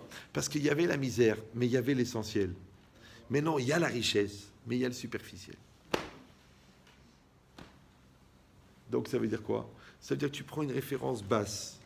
Ouais, une référence basse. Baruch Hashem, on est vivant. Baruch Hashem, j'ai une femme, j'ai un mari. Baruch Hashem, mes enfants, ils sont en bonne santé. Référence basse. Et tout ce qui est en plus, c'est extraordinaire. Maintenant, on a dit, mais pourquoi c'est marqué Achar achesed she'ani oseimo she'natati lo haim. Ouais. Pourquoi il a dit au singulier? Il a dit après la bonté que je fais avec lui, chez Natatilo Haim, que je lui ai donné la vie.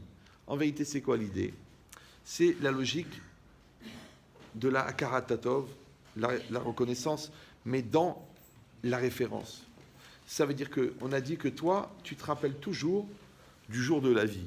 Comme l'inverse avec le Yetzirah. Quand quelqu'un il a un grand Yetzirah et qui sent qu'il va fauter, qu'il va faire des grosses bêtises avec la secrétaire qui a oublié de s'habiller ce jour-là, ouais. Alors la Gemara dit Maskirimlo Yomamita. Tu te rappelles du jour de la mort. D'accord? Moi, je dis la même chose au gars qui est marié. Il est marié depuis 20 ans, la routine, les sentiments, les braises se sont refroidis, la passion n'est plus là. Je lui dis Maskirimlo Yomahupa. Rappelle-toi du jour de la Hupa. Ouais? Quand tu étais plein d'espoir et plein d'amour et plein de fraîcheur et plein d'insouciance. Alors, n'oublie pas la Hupa. N'oublie pas. Ouais? Et quand il y aura des hauts et des bas, il y a la Hupa. Et quand il y a des déceptions, il y a la Hupa. Tu te rappelles, c'est ta référence. Vous étiez vous deux et Hachem. C'est ça la Hupa. Tout le reste, c'est accessoire. Ouais? Toute ta vie, tu dois avoir la Hupa dans la tête, dans ton mariage. Après, c'est facile. Parce que même les enfants, tu dis grâce à Dieu, mais ils vont partir. Les petits-enfants, ils vont te dire, ben, papy, les bonbons. Oui, la belle-fille va dire, oui, il est mon cadeau. Donc, qu'est-ce qui va rester? Ta femme, c'est tout. Ton mari, c'est tout. Et la Shekhinah. Si tu prends ça comme référence, Maskirinlo Yomahupa, ça s'appelle, ça chez Natati Lechachaim. Après que je t'ai donné la vie au passé. Donc, tu prends une référence. Cette référence, c'est le point de départ. Toujours le démarrage. Et après, tu vois la ligne qui part de ce point de départ à maintenant. Chez Ani Ose Immo, ouais, que je fais avec lui maintenant. C'est-à-dire que toi, tu dois avoir une reconnaissance du passé et en même temps, tu dois avoir une reconnaissance du présent. Et quand tu relis les deux, ouais, qu'est-ce que tu dis? Katanti Mikola Hasadim, tu vois le chemin par où tu es passé. Tu te rappelles, on s'est mariés les deux. Toi, tu finissais à peine tes études. Moi, je commençais à créer l'entreprise. Et maintenant, grâce à Dieu, les 6 appartements, le magasin, les 4 enfants, les 17 petits-enfants. Tu as vu comment le temps il a passé? Pour ça que c'est une ségoula qui est écrite dans le Me'am Loez, le soir de Motsei Shabbat, de dire le Rishon de Vaishlach. Et le Rishon de Vaishlach, c'est que justement, quand Yaakov Avinu, ouais, il doit rencontrer Esav et qui se rend compte de tout le bien qu'Hachem lui a fait. Et quand tu fais ça chaque Motsei Shabbat, tu réfléchis, les années passent, mais grâce à Dieu, tu vois. On se plaint, mais les choses, elles sont là. C'est comme quand tu vas voir ton comptable et tu lui dis, je en ai marre, encore 20 000 euros d'URSSAF, encore 32 000 euros d'impôts, plus les revenus, plus l'impôt société, plus le prud'homme avec le gars qui nous a planté. Tu dis, écoute, le comptable dit, écoute mon fils, ok, mais combien t'as pris cette année dans ta poche? 7 millions. Alors qu'est-ce que tu nous es en train de nous saouler? Il y en a un comme ça, il m'a téléphoné, un truc incroyable. Il m'a dit, Ramed Chetrit, je ne crois plus en Dieu, je vais mourir ce soir. Je dis, Blinéder. Il me dit, pourquoi? Eh ben, j'ai écouté un conseil d'un courtier, j'ai perdu 1 milliard à la bourse, à l'époque en francs. Et le mec, il a perdu 1 milliard. 1 milliard. Je dis, écoutez, étant donné que vous n'êtes pas pendu dans la salle à manger, c'est qu'il vous en reste au moins 10. Il m'a dit 9. Maintenant, si vous avez 9 milliards en compte et que vous avez perdu 1 milliard, c'est que vous êtes capable de le perdre. D'accord? Maintenant, si vous avez 1 milliard à perdre, c'est que vous gagnez au moins 100 000 euros par mois. Parce qu'un gars qui ne gagne plus rien, il arrête d'investir. Hein. Donc vous êtes à 100 ou 120 000 euros par mois mensuel, vous avez 9 milliards dans le compte, et vous vous plaignez parce que vous avez perdu 1 milliard. Et il me dit, oui, mais objectivement, j'ai quand même perdu 1 milliard. Je dis, je vais vous raconter une histoire. Il y a un gars comme ça, il est venu un jour, il m'a dit, j'ai perdu 3 millions d'euros. Je dis, ok, qu'est-ce que j'ai fait? Il m'a dit, pourquoi et pourquoi? Je dis, c'est comme ça, Mina Shamaïm, Mektoub, prends-le sur ta tête, Kapara, Mshi Kapara. Le mec, il voulait pas. Non, pourquoi? Je dis, pourquoi là? T'es que le quoi? Le mec, il m'a pris une place business, on est partis les deux, et là, en Israël, j'ai dit, on va voir un grand sadique qui va te répondre à ta question. On arrive là-bas, imagine, le gars, il est là. Moi, je suis là, le sadique, il est là. Je dis, à Ben Adam, Azé, Ouibed, 3 millions d'euros. Où est-ce la date là-bas? Il a perdu 3 millions d'euros, il veut savoir pourquoi. Et le Rav, il se met à rigoler, mais un rire, une rigolade. Il se marmoché. Ouais. Alors moi, je regarde le gars, je dis, il me dit, pourquoi il rigole? C'est pas marrant. Je dis, la vérité, je sais pas. Il rigole. C'est un grand sadique, il rigole. Bon. À la fin, je vais le voir, je lui dis, Rav, Aval, il a perdu 3 millions d'euros, maintenant vous rigolez. Et lui, il rigole encore plus. Le gars, il s'est vexé, il m'a dit, tiens, prends ton billet, c'est quoi, c'est fou de rabbin? Il est parti, il est reparti. J'étais voir le Rav, je lui dis, Rav, quand même, il a perdu 3 millions d'euros, vous rigolez? Il m'a dit, je rigole parce qu'il devait perdre son fils aîné. Et Hachem, il a pris 3 millions parce qu'il a vu qu'il aimait plus son argent que son fils. Donc il a rigolé. Donc le tzaddik, il rigole et toi tu pleures.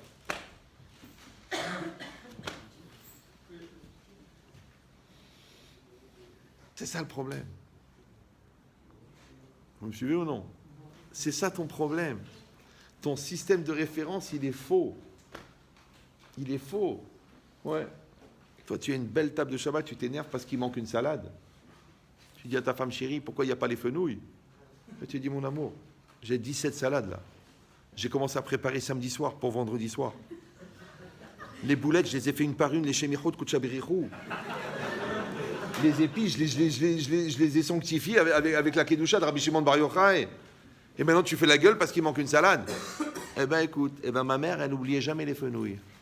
Ta mère, mais ta mère, elle faisait 2 salades, une boîte de thon et une challah, même pas 2, les hem mishné. Il dit, mais elle n'oublie pas les fenouilles. Toi, tu as oublié les fenouilles. Pourquoi le mari, il demande toujours une salade qu'il n'y a pas? Alors pourquoi je dis ça, moi? Parce que moi-même, je me suis surpris. D'accord? Je demande du piquant, il n'y a pas de piquant. Oh. Je demande des cacahuètes, genre des cacahuètes vendredi soir maintenant. En fait, ça s'appelle juste du FTM, c'est-à-dire c'est pour foutre la... Mais c'est inconscient, parce que comme elle s'est esquintée, ouais, à préparer, et que toi, ça te tue de dire merci, il faut que tu trouves quelque chose à reprocher. Mais dis le contraire, c'est délicieux, c'est bon, c'est magnifique, on voit que tu as mis ton cœur dedans, ouais, c'est mieux que tes pieds, mais c'est difficile, d'accord? Eh bien c'est pareil, quand il vous offre un cadeau, c'est assez rare pour pouvoir l'apprécier quand même, d'accord? Donc il vous amène le cadeau, ne dites pas la question idiote, combien t'as payé? Ne dis pas est-ce que c'est vraiment le moment? Ne dis pas est-ce que tu as offert le même à ta mère? Ne dis pas et si c'est pas ma taille, et si j'aime pas. Mais déjà, il a fait l'effort, il a été dans le magasin, il a pris l'objet, il l'a payé, il te l'a emballé, il te l'a amené, il t'a dit tiens mon amour, mon cœur, ma vie, mon bouquet de fleurs, mon arc-en-ciel, j'en rajoute pour les frustrés. D'accord? Donc, dis merci et c'est tout. Non, la petite remarque qui tue. Mais c'est idiot. C'est idiot, je vais vous dire pourquoi. Dans un sens ou dans l'autre. Parce qu'on va tous mourir. Vous savez ça? Tout le monde va mourir. Moi, je sais, tout. Ok. Mais on va mourir. Alors, faites-moi plaisir. Je ne sais pas si je vous l'ai déjà dit, je deviens gaga.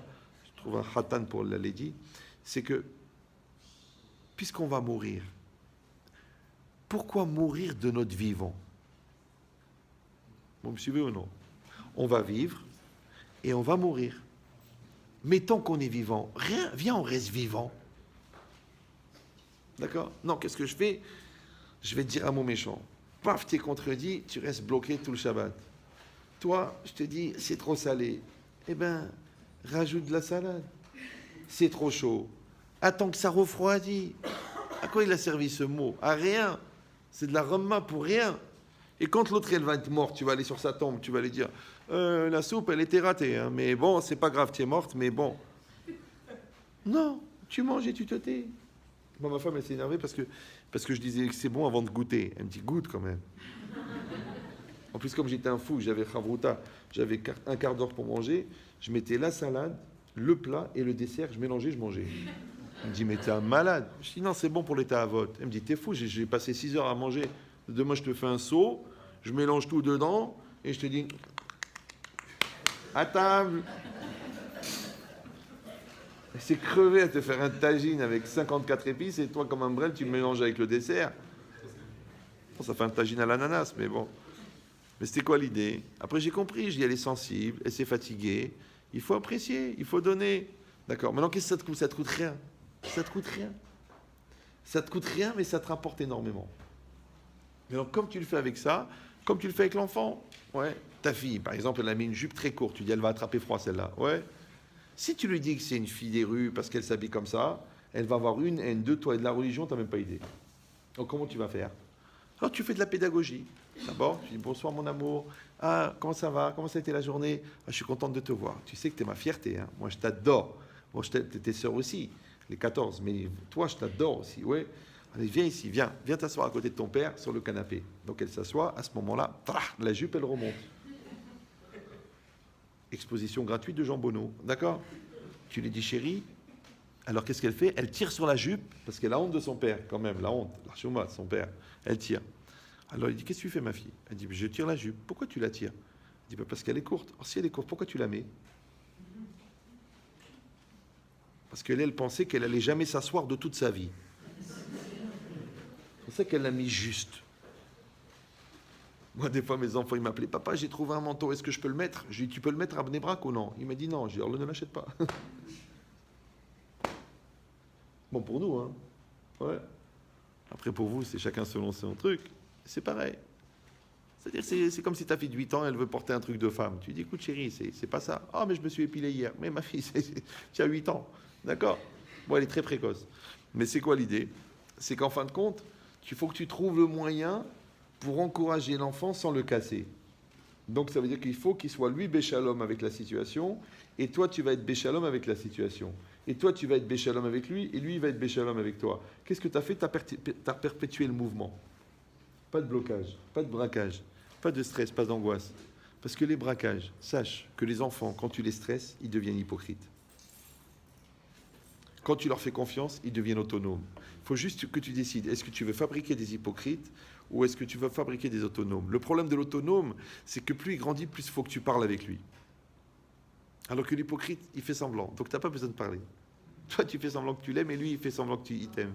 Tout va bien, on est bien les deux. Qui crève, qui s'étouffe. Moi aussi, d'accord? Non, je parle du pire, comme ça, après vous dites, ah, mais chez moi, c'est le paradis. Plutôt que l'inverse. Ouais. Donc, ce qui est marqué ici, une référence positive. D'accord? Maintenant, quand toi, tu as fait cet effort de te confronter et que ça a marché, tu sors fort. Lui, il sort fort. D'accord? Quand tu t'es confronté dans le couple et qu'on a réussi à finaliser la discussion, toi, tu sors fort, elle sort fort, le couple, il sort renforcé. Quand tu as discuté avec le client et tu as récupéré l'histoire et tu as dit, excusez-moi, c'est une erreur du vendeur, et tu récupères, lui, il est content, toi, tu es content.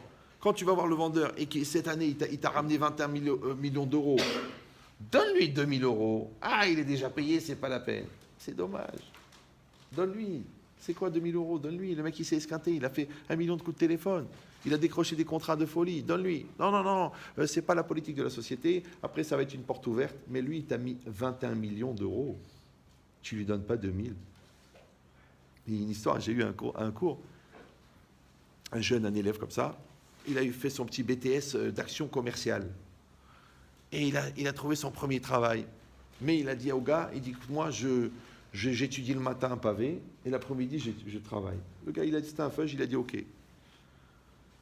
Et le gars, il vendait des produits, comme des habits pour le froid, pour les gens qui travaillent dans les chambres froides. Des manteaux, des trucs isolants, OK. Le petit jeune, il prend l'annuaire des sociétés qui ont besoin de ça, il appelle. 3e coup de fil, il décroche, le mec, il tombe sur la centrale d'achat, il tombe sur le responsable des achats, le mec, il lui fait une commande, 50 000 pièces. Ah, j'ai oublié de vous dire qu'il le payait à l'époque 1 000 euros plus 5% sur les ventes. Le mec, il a vendu 50 000 pièces. Il appelle le patron, il dit patron, 50 000, on peut assurer? Là, tu dis, de quoi tu parles, toi? 3 coups de fil, 3e coup de fil, premier jour, 50 000. Le mec, lui, ça fait 21 ans qu'il est dans le boulot, il n'a jamais vendu plus que 500 pièces. L'autre, il a vendu 50 000. Il dit, donne-moi le téléphone. Allô? Oui, bonjour. Voilà, écoutez, je suis le responsable. Vous voulez me confirmer la commande? Oui, il s'agit bien de 50 000. Écoutez, votre vendeur, je l'ai trouvé très sympathique, il m'a l'air sympa. Et puis moi, je suis responsable d'achat pour une centrale de 800 magasins. Je vous prends les 8... Attendez, le mec, il raconte, c'est pas possible. Alors, il dit, écoute, il dit, patron, vous êtes content? Bien sûr, je suis content, mais quand même, c'est incroyable. Comment t'as fait? Il dit, je sais pas, j'ai pris le téléphone. Moi, je vous dis, j'étudie le matin. L'après-midi, je travaille. Bon, et maintenant, ils ont commencé à se bagarrer pour les 5%. Ils ont dit, on va aller voir le rabbin Chetrit. Ils sont venus les deux. Lui, le gars, et l'autre. Il me dit, monsieur le rabbin, ok. C'est vrai qu'il a fait la vente, ok. Mais raisonnablement, je ne peux pas donner 5% à un petit gamin de 19 ans qui vient de sortir d'école. Je dis, mais c'est un contrat. Vous avez signé un contrat. Dans le contrat, c'est marqué 5% des ventes. Il dit, oui, mais 5%, on pense à lui donner 200 francs, 200 euros, 600 euros. On va pas lui donner 20 000 euros. Oh, ça n'a aucun sens. C'est plus que mon salaire. Je dis, monsieur, c'est un contrat, c'est contractuel. Il m'a dit non. Et l'autre, il a dit, mais moi, je ne démords pas. Moi, c'est mon argent. J'ai mis un chamaïm, je l'ai reçu, j'ai truqué. Moi, j'ai dit aux jeunes, sortez. J'ai dit, sors, s'il te plaît. J'ai attrapé le gars, je l'ai regardé dans les yeux. Je lui ai dit, dis-moi, t'es feuge? Il m'a dit oui. Je dis, tu vois pas ici qu'il y a un truc bizarre là? Ok, t'es pas content, ok, c'est une grosse somme, ok, t'es d'une ville du Maroc où c'est insupportable, ok. Mais je dis, mais réfléchis. Le mec qui te dit, je travaille à mi-temps, il étudie la Kedusha le matin, l'après-midi, il prend son téléphone. Troisième coup de fil, 50 000. Ça veut dire que ce mec-là, il a la bracha. Il a the beracha, ce gars. T'as peur de lui donner 20 000, mais il va te rapporter 1 milliard. Mais il a la bracha. Regarde ça. Tu vois pas? Ah non, ça n'a rien à voir. Faut pas tout mélanger. Ça, c'est du spirituel. Moi, je suis dans le business. Je dis, laisse tomber le business. Ouvre tes yeux. Ce que tu n'as pas fait en 20 ans, le mec, il a fait en 3 coups de fil. Tu vois pas la chose? Le mec, il a dit non. Il n'a pas donné. Il a quitté. Vous me suivez ou non? Eh ben, il y a la même chose avec un cousin. Il avait un vendeur qui était trop bon. Il a dit on se sépare, on n'arrive pas à assumer. Le mec, il est parti, il a fait 6 box. Vous vous rappelez à l'époque 6 box? C'était un petit bachot Yeshiva. Lubavitch, un petit bachot. Ouais. Et le mec, il était chez un cousin à moi qui vendait des cartes mémoire, des trucs comme ça. Le mec, il avait des commandes de 100 000, 200 000, 300 000 pièces. Maintenant, à l'époque, les produits, ils baissaient tellement vite les prix que le temps qu'il arrive en bateau de Chine, ils avaient perdu la marge. Il a dit arrête de nous faire des commandes comme ça, on n'arrive pas. Le mec, il a dit ok, ils l'ont renvoyé. Le mec, il a créé sa boîte, il est monté, il est passé à la télé. Quand vous allez sur l'autoroute, il y a la boîte, il y a l'usine. Comme petit jeune. C'est-à-dire qu'il y a un mec, il a la bracha. Il a la bracha. Et toi, tu as peur. Mais c'est ce que tu rêves. Tu rêves tous les jours d'avoir la bracha. Maintenant, il y a la bracha, tu la vois pas. Mais c'est ça l'idée. Toi, tu es marié, mais tu as la bracha. Toi, tu as des enfants, mais tu es un chanceux. Les mecs qui se plaignent, j'ai des enfants bruyants. Tu veux que je t'amène les mecs qui n'en ont pas, qui pleurent depuis 18 ans, qui n'ont même pas eu une grossesse? Il va mourir. Ouais, il va adopter 2 chiens tellement il n'en peut plus. Et toi, tu te plains parce qu'ils font du bruit. Mais on est à l'envers. On est à l'envers. Ouais. Donc ça veut dire qu'il faut remettre les choses dans leur cadre. Le cadre, c'est quoi? C'est Akaratatov. Maintenant, pourquoi est-ce qu'il faut la reconnaissance? Je vous donne le secret. Parce que quand quelqu'un il est dans la reconnaissance, il ne peut pas voir le négatif. Parce qu'il est dans la reconnaissance. Pourquoi on n'arrive pas à voir le positif? Et pourquoi on voit le négatif? Parce que des fois, c'est tellement dur de dire merci que la seule manière qu'on a trouvé de ne pas dire merci, c'est de dire que c'est pas bon, c'est pas bien. Premièrement. Deuxièmement, c'est que, vous savez, il y a une expression en français, quand quelqu'un vous a fait du bien, vous voulez lui rendre le bien. Qu'est-ce que vous dites? Vous êtes mon obligé. Je suis votre obligé. Ouais, je suis votre obligé. Maintenant, c'est très bizarre que dans cette notion-là, de je suis votre obligé, il n'y a pas le côté péjoratif de l'obligation. Moi, j'ai par exemple un chirurgien qui a opéré ma fille, une de mes filles. Il a passé 6 heures. C'est un goy. J'ai été le voir. J'ai dit, écoutez, monsieur, moi, ce que vous avez fait pour ma fille, je suis redevable.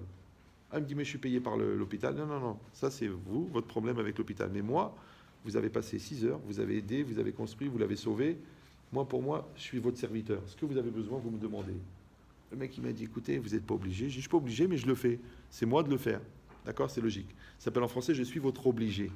D'accord? Maintenant, d'où est-ce qu'on voit cette notion? C'est quand les bénis Israël, Hachem les a sortis d'Égypte. Et quand il les a sortis d'Égypte, ils ont demandé aux bénis Israël, vous savez que l'Égypte, c'était pire que Dachau, Birkenau, les camps de la mort. Donc, quand Hachem les a sortis d'Égypte, ils ont dit à Hachem, Hachem, comment on peut te remercier pour le bien que tu nous as fait de nous sortir d'Égypte? Hachem, qu'est-ce qu'il a dit? Il a dit, si vous voulez vraiment me remercier, faites les mitzvot.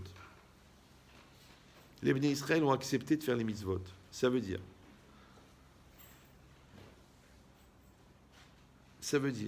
que les bénis Israël ont accepté de faire les mitzvot par Akaratatov pour la sortie d'Égypte. Vous comprenez ça ou c'est trop abstrait? Ça veut dire qu'il ne faut pas faire tes chouvas parce que tu as un enfant malade. Il ne faut pas faire tes chouvas parce qu'on t'a fait un bourrage de crâne. Il ne faut pas faire tes chouvas parce que tu as peur de mourir. Il faut faire tes chouvas par reconnaissance pour tout le bien que Dieu te fait. Pourquoi? Qu'est-ce que ça change? Ça change tout. Pourquoi? Parce que je te dis, quand tu fais les choses parce que Dieu t'a fait du bien. Donc ça s'appelle en français Akaratatov. Ok. Mais réfléchis bien. Quand Hachem a proposé aux bénis Israël de faire les mitzvot, c'était pour que les bénis Israël puissent rendre à Dieu le bien qu'il leur a fait. Vous suivez toujours? Mais les mitzvot, elles sont au profit de Dieu ou au profit de l'homme? Elles sont au profit de l'homme. Ça veut dire qu'Hachem, c'est le Ben Ezra. Ouais. Hachem, il a dit au Béné Israël, si vous voulez rendre le bien que je vous ai fait, faites-vous du bien. Alors, j'ai inventé un exemple. C'est comme si un enfant, il va voir ses parents, il dit, papa, maman, grâce à vous, j'ai fait des grandes études d'ingénieur. Toi, maman, tu as fait les ménages pendant 20 ans à Bondy pour que moi, je puisse faire mes études. Et toi, papa, tu es resté un ouvrier, tu n'as pas pensé à ton avenir que pour moi. Et maintenant, grâce à Dieu, je viens de racheter Rhône Poulenc et je suis milliardaire.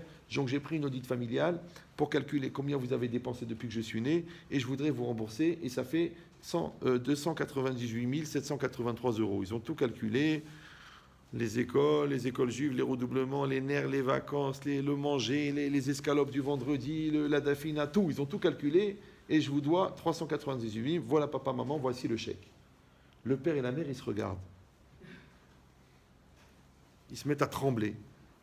Mais qu'est-ce qui se passe? Mais j'ai pas compris. Qu'est-ce que tu veux payer? Eh bien, tout ce que vous avez dépensé pour moi.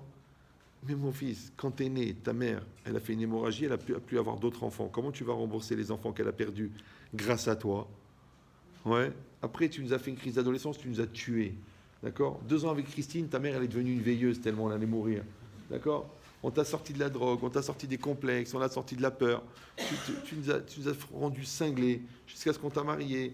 Et toutes ces études, t'as redoublé 4 fois, on t'a encouragé, on t'a truqué. Qu'est-ce que tu rembourses? Les dépenses? Alors le gosse, il dit, mais écoutez, vous me stressez, moi je me sens pas bien de cette dette, je veux payer, j'ai les moyens de payer, je veux payer. Mais il lui a dit, mais le père, il lui a dit, mais t'as pas compris qu'il y a des dettes qui ne se remboursent jamais. Alors quoi, je vais rester avec cette amma de devoir rembourser? Oui, c'est ça qui génère le kavod. C'est le sentiment d'être redevable. Ça va?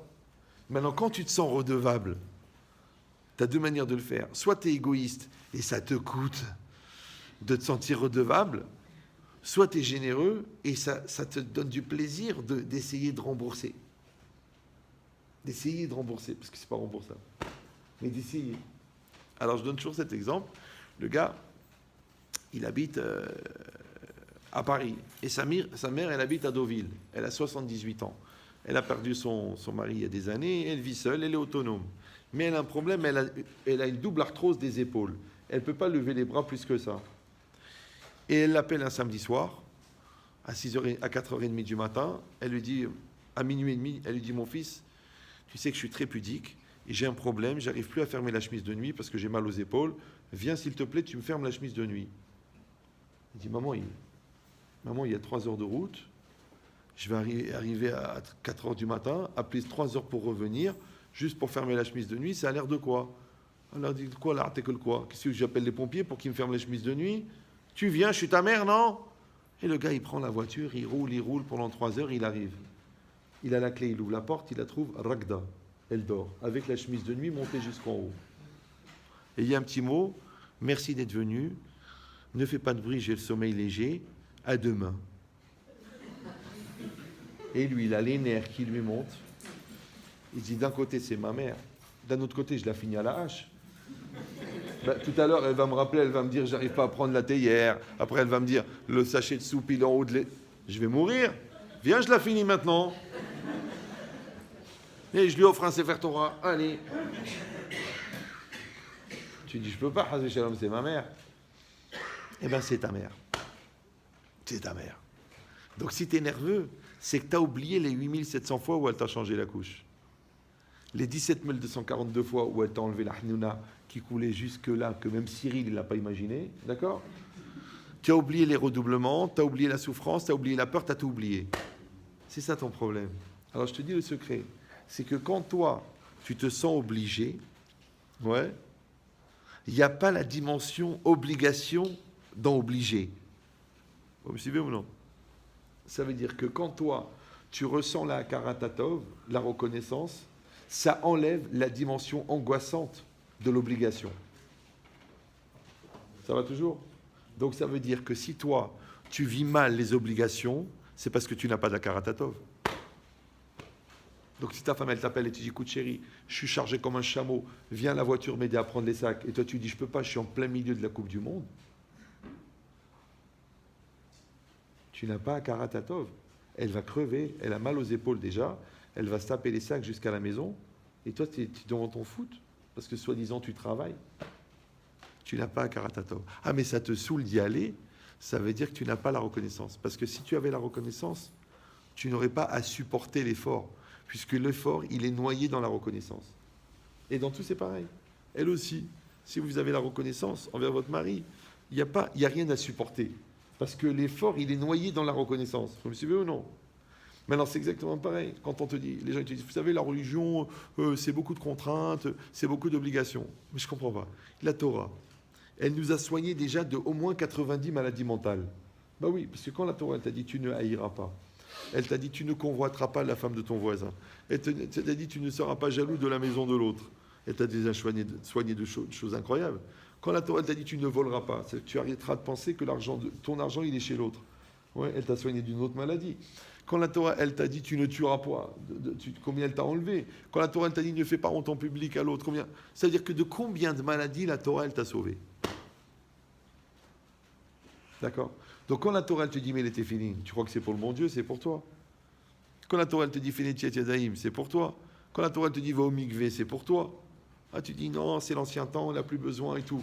Après, tu viens, tu dis les enfants, je ne comprends pas, ils ont des idées bizarres, ils ne sont pas investis, ils n'ont pas de Kedusha, ils n'aiment pas la Torah. Mais vous allez au mikvé, ma femme? Ah non, j'allais pas au mikvé.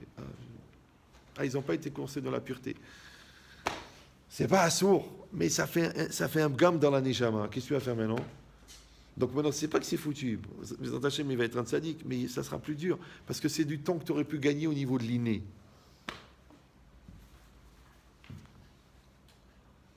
Tu veux ou non?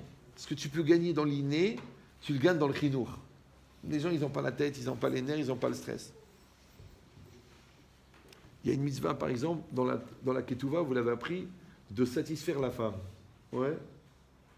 Satisfaire la femme. Maintenant, la femme, quand elle est satisfaite, elle est épanouie. Le Ramban, il dit que la sagesse de l'enfant, elle dépend de l'épanouissement de la femme, si vous comprenez de quoi je parle. Ouais. Donc, si tu es pressé de faire ça en 5 minutes, tu vas avoir un brel pendant 32 ans devant toi. Tu dis, je crois que j'aurais pas dû me presser. Parce que plus tu fais ça gentiment et doucement, et plus tu fais ça avec finesse et avec amour, et plus la femme, elle est chaude.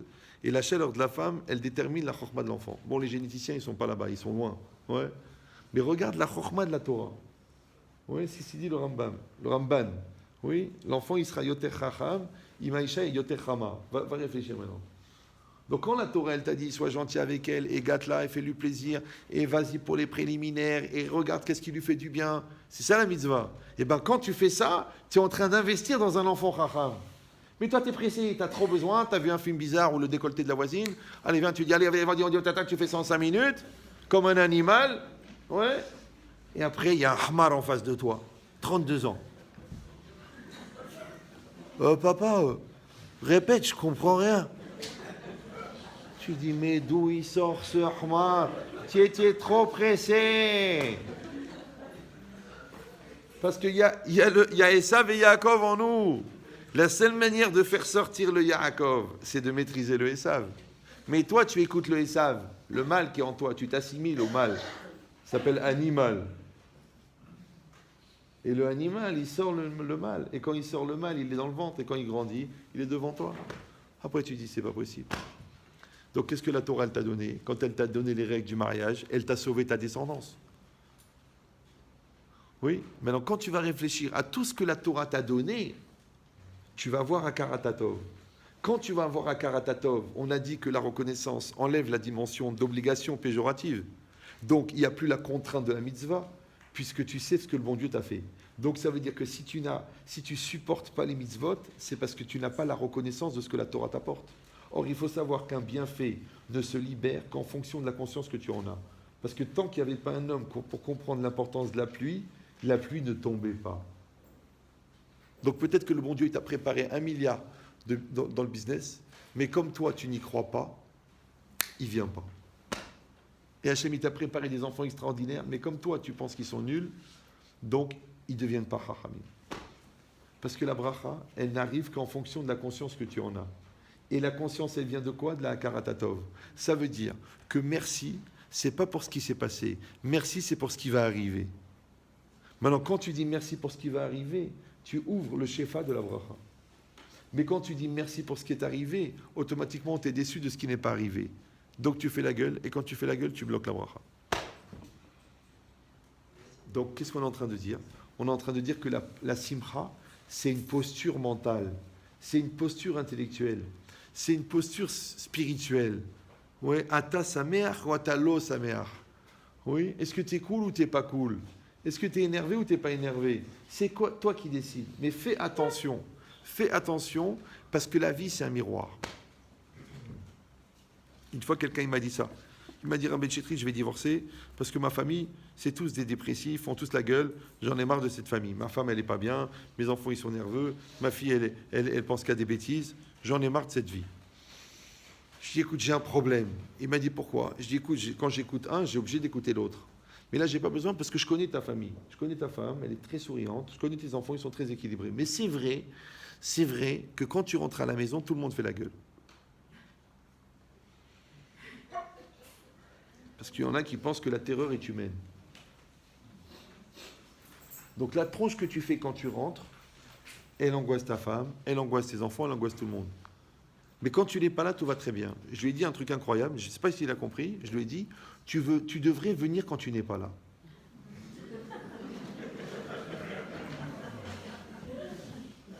Alors comme c'est un gars intelligent, puisqu'il avait fait Polytechnique, il m'a dit, mais je ne peux pas venir quand je ne suis pas là.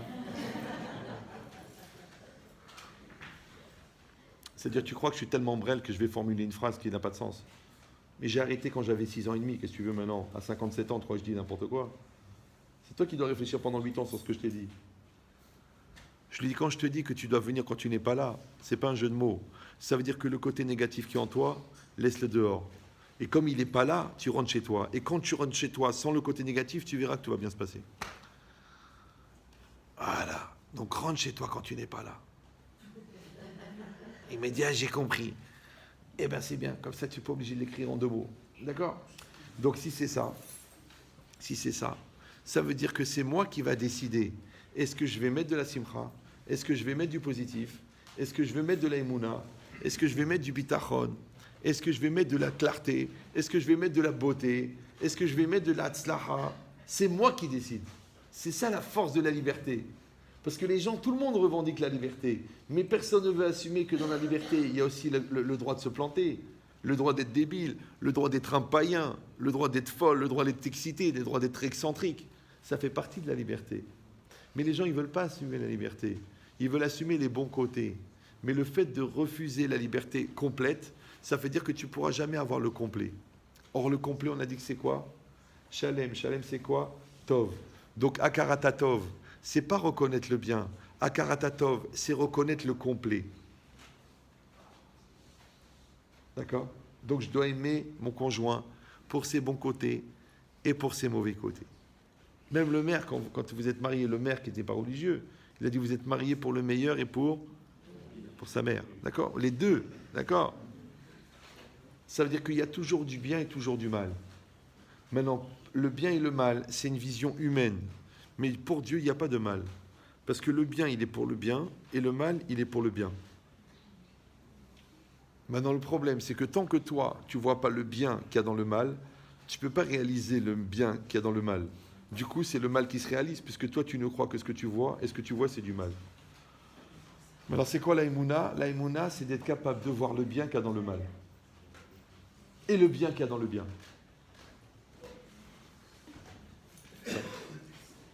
Ça va? Elle est vivante? Donc quand tu vois ça, ça s'appelle Akarata Tov. Ouais. C'est pas grave, c'est juste un Yetzerara. D'accord? Donc Akarata Tov, en français, ça veut dire Akarata Kol. C'est ce que j'ai commencé à vous expliquer sur les chutes, mais j'ai arrêté. Vous vous rappelez les 2 rails là? Alors, je répète pour les dames. Il y a un enfant et son père, ils sont en train de marcher sur une voie ferrée. Il y a 2 rails. Alors l'enfant, il dit, pourquoi il y a 2 rails? C'est mieux un rail. Il a dit, non, s'il y a un rail, le train, il déraille. Un rail déraille. C'est pas grave. Bon. Donc il y a 2 rails. Alors tu vois, les deux rails, c'est comme papa et maman, c'est comme le bien et le mal, c'est comme le vrai et le faux, c'est comme la souffrance et le bonheur, c'est comme la naissance et la mort. C'est deux rails. Ah, alors faut dire, ah, j'ai compris papa. C'est deux opposés qui en fin de compte créent l'équilibre. Ok, ouais. Après il dit, mais papa, il y a un truc que je ne comprends pas. Quand je me retourne, je regarde les deux rails, au bout là-bas, je les vois, ils se touchent. Les rails, ils se touchent. Derrière, ouais. Alors le père, il dit, non, ça, mon fils, s'appelle la perspective. C'est quoi la perspective? C'est que ce que tu crois être des opposés au présent, quand tu les regardes avec le recul du passé, tu vois que les deux, ils étaient pour le bien. Ouais. Tu vois que ton père, il était dur. Mais c'est grâce à ça que tu vas au bout de tes projets. Tu vois, ton prof, il t'a pas lâché. Mais tu as une chaire de mathématiques à 14 ans. Ouais. Ta mère, elle t'a envoyé au Guéinam parce que tu n'as rien foutu pendant l'année. Mais grâce à ça, tu n'as pas redoublé. Tu as réussi l'examen alors que tu aurais pu aller à Natania. Et elle t'a envoyé à Academia. C'est un autre. Ouais. Donc, en fait, ce que tu voyais comme le mal, en fin de compte, c'est du bien. Donc, quand tu regardes les deux rails de l'arrière et qui se collent, en français, en psychologie, on appelle ça se réconcilier avec son passé. D'accord? Alors, le fils, il dit, ah papa, j'ai compris.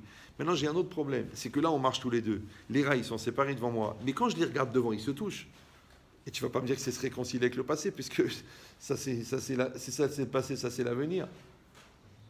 Alors comment je vais accepter que les rails ils sont séparés et que quand je les regarde dans la perspective, ils se relient? Oui. Alors ça, c'est autre chose. C'est pas que je me réconcilie avec mon passé, c'est que j'accepte de penser que mon avenir, ça aussi, c'est pour le bien. Et même quand je vais arriver là-bas, là où je les ai vus serrés, j'arrive, je les trouve séparés. Alors, oui, c'est ça l'aïmouna. L'aïmouna, c'est de croire ce qui ne se voit pas. C'est pas de croire ce qui se voit. Croire ce qui se voit s'appelle constater. Mais croire ce qui ne se voit pas s'appelle croire. Maintenant, quand moi, je regarde les rails, quand je regarde les opposés et je les regarde en perspective, j'ai dit Ani ma'amin chez Gamzou et Tova.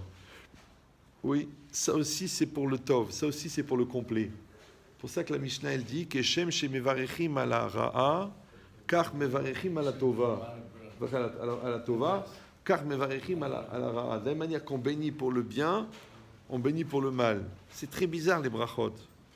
Si quelqu'un il a perdu son père, il doit dire Baruch Dayan Haemet. Mais s'il a touché 21 millions d'euros d'héritage, il doit dire Shehianu vekiemanu vegianu la zemanazé. Il est embêté, ça s'appelle des sentiments mélangés. Il y en a qui même qui disent des Shehianu déjà du vivant du père. Mais il n'est pas encore mort. Après, ils disent ça veut dire meurs vite, sinon c'est bracha levatala. Non, c'est une blague. D'accord. Donc, qu'est-ce que ça veut dire? Ça veut dire qu'il y a du bien et du mal. Maintenant, c'est quoi la bracha? La bracha, c'est quoi? La bracha, c'est une hashpa'a pour faire sortir le ribouille qui est contenu dans la chose. C'est une influence pour faire multiplier le bien qui est dans la chose. Donc, quand je bénis la chose, en fait, je bénis le potentiel de la chose. Comme un enfant, quand vous le bénissez. Vous bénissez son potentiel pour qu'il se réalise. D'accord? Donc, quand vous bénissez le bien, vous bénissez le bien qui est à l'intérieur du bien pour que le bien qui est dans le bien se réalise. Quand vous bénissez le mal, ça veut dire que vous bénissez le bien qui est dans le mal pour qu'il se réalise. Si vous n'avez pas la émouna que le mal contient du bien, donc vous êtes paralysé par le mal, donc automatiquement vous allez bénir le mal, et le mal, quand vous le bénissez, il se multiplie.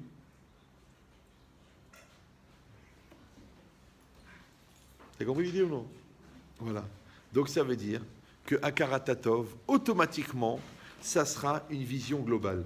C'est pour ça que c'est marqué Ve'ahavta et Hashem Elokecha. Et Ve'ahavta, comment vous traduisez-vous? Tu aimeras. Mais Ahava, c'est la même gematria que Echad. Donc Ve'ahavta, en vérité, ça veut dire tu unifieras. Tu unifieras Hashem. Et Hashem, c'est quoi? C'est celui qui crée la réalité. Mais dans la réalité, il y a des choses qui te font plaisir et des choses qui ne te font pas plaisir. Et la Torah l'a dit, Ve'ahavta. Donc c'est quoi aimer? C'est faire un. C'est unifier. Donc quand tu dis j'aime le bien et j'accepte le mal, en fin de compte, les deux, ils deviennent du bien. Maintenant, pourquoi le mal, il va devenir du bien? Parce que tu as fait un avec ça. Ça, Ve'ahavta. Maintenant, il y a trois choses qui t'empêchent de faire un avec Hachem, de faire un avec la réalité et de rendre la réalité un. C'est ton Yetzerara. Donc la Torah elle a dit Bechol Levavecha. C'est ton corps, ta matérialité. Donc elle a dit Ufrol Nafshecha. Et ton argent et ta perception du pluriel. Bechol Mida Omida Kekjouchu Moded. Donc si toi tu n'es pas capable de maîtriser ton corps dans la matérialité, ton Yetzerara dans la spiritualité et ta vision positive du monde, parce que tu vois le bien et le mal séparés, tu vas avoir des problèmes avec Ve'ahavta. Mais si tu arrives à sublimer les trois, automatiquement tu vois Hachem Echad. Et si Hachem Echad, la vie elle est facile.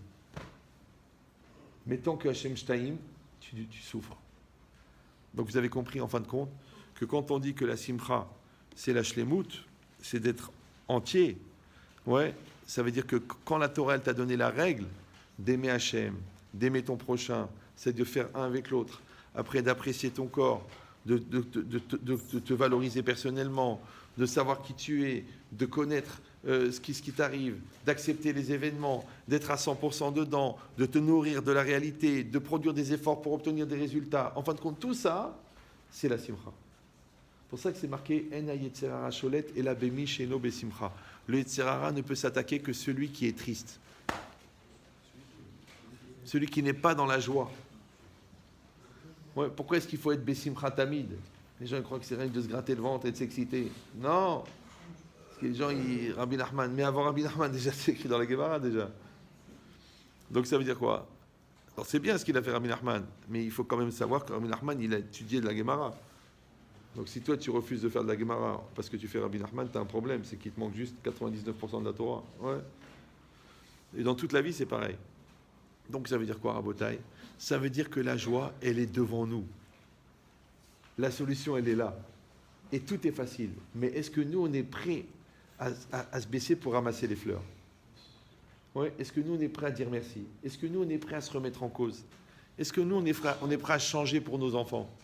Est-ce que nous, on est prêts à changer pour Hachem? Et bien, quand tu le fais, après la simcha, elle devient naturelle. Voilà, Hazak ou Baruch. Donc, je m'excuse, j'ai été plus long, mais j'ai du mal à vous quitter, c'est pour ça. Donc, je voulais juste vous dire que j'étais très content, Baruch Hashem, de ce Shabbat.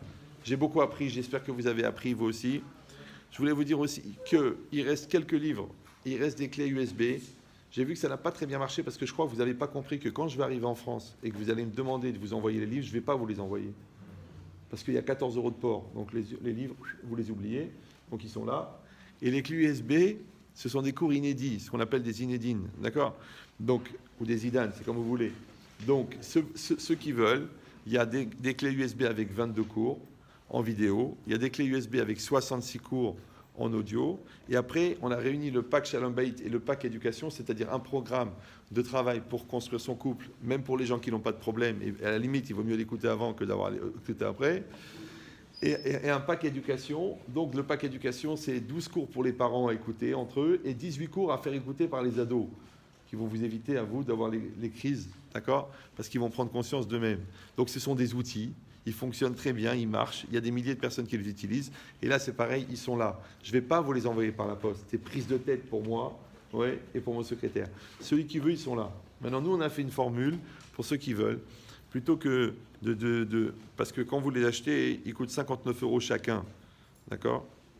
Moi, j'ai dit, celui qui veut faire un don sérieux, c'est-à-dire à partir de 100 €, on lui offre les packs. Si quelqu'un veut faire un don de 100 €, alors moi, c'est pas pour moi. De toute façon, grâce à Dieu, j'ai ma parnassa, je suis tranquille. Mais avec ces cours, avec ces dons, on va encore diffuser, on va encore faire grandir des gens, on va encore distribuer des cours gratuits, des programmes pour des couples. On va encore organiser, on a organisé au Salon Hoche 650 jeunes. Ouais. J'espère qu'un jour, on fera un cours de jeunes ici. Ouais. Et j'ai fait un cours sur le Shabbat parce que c'était la Iloula de Baba Salé. Et je peux vous dire que des dizaines de gens, ils m'appellent, ils me disent, écoutez, avec la vidéo du cours, j'ai pris Shabbat sur moi. D'accord? Maintenant, tous ces événements et ces choses-là, ça coûte de l'argent. Maintenant, je ne suis pas venu vous dire, donnez-moi 500 € chacun. Je vous dis, chacun, il fait ce qu'il veut. Et en plus, que vous partez avec la clé USB. Donc, ce n'est pas du commerce. Parce que si c'était du commerce, comme j'ai expliqué à quelqu'un, je viens ici, je laisse ma famille, je passe 48 heures avec vous à donner des cours.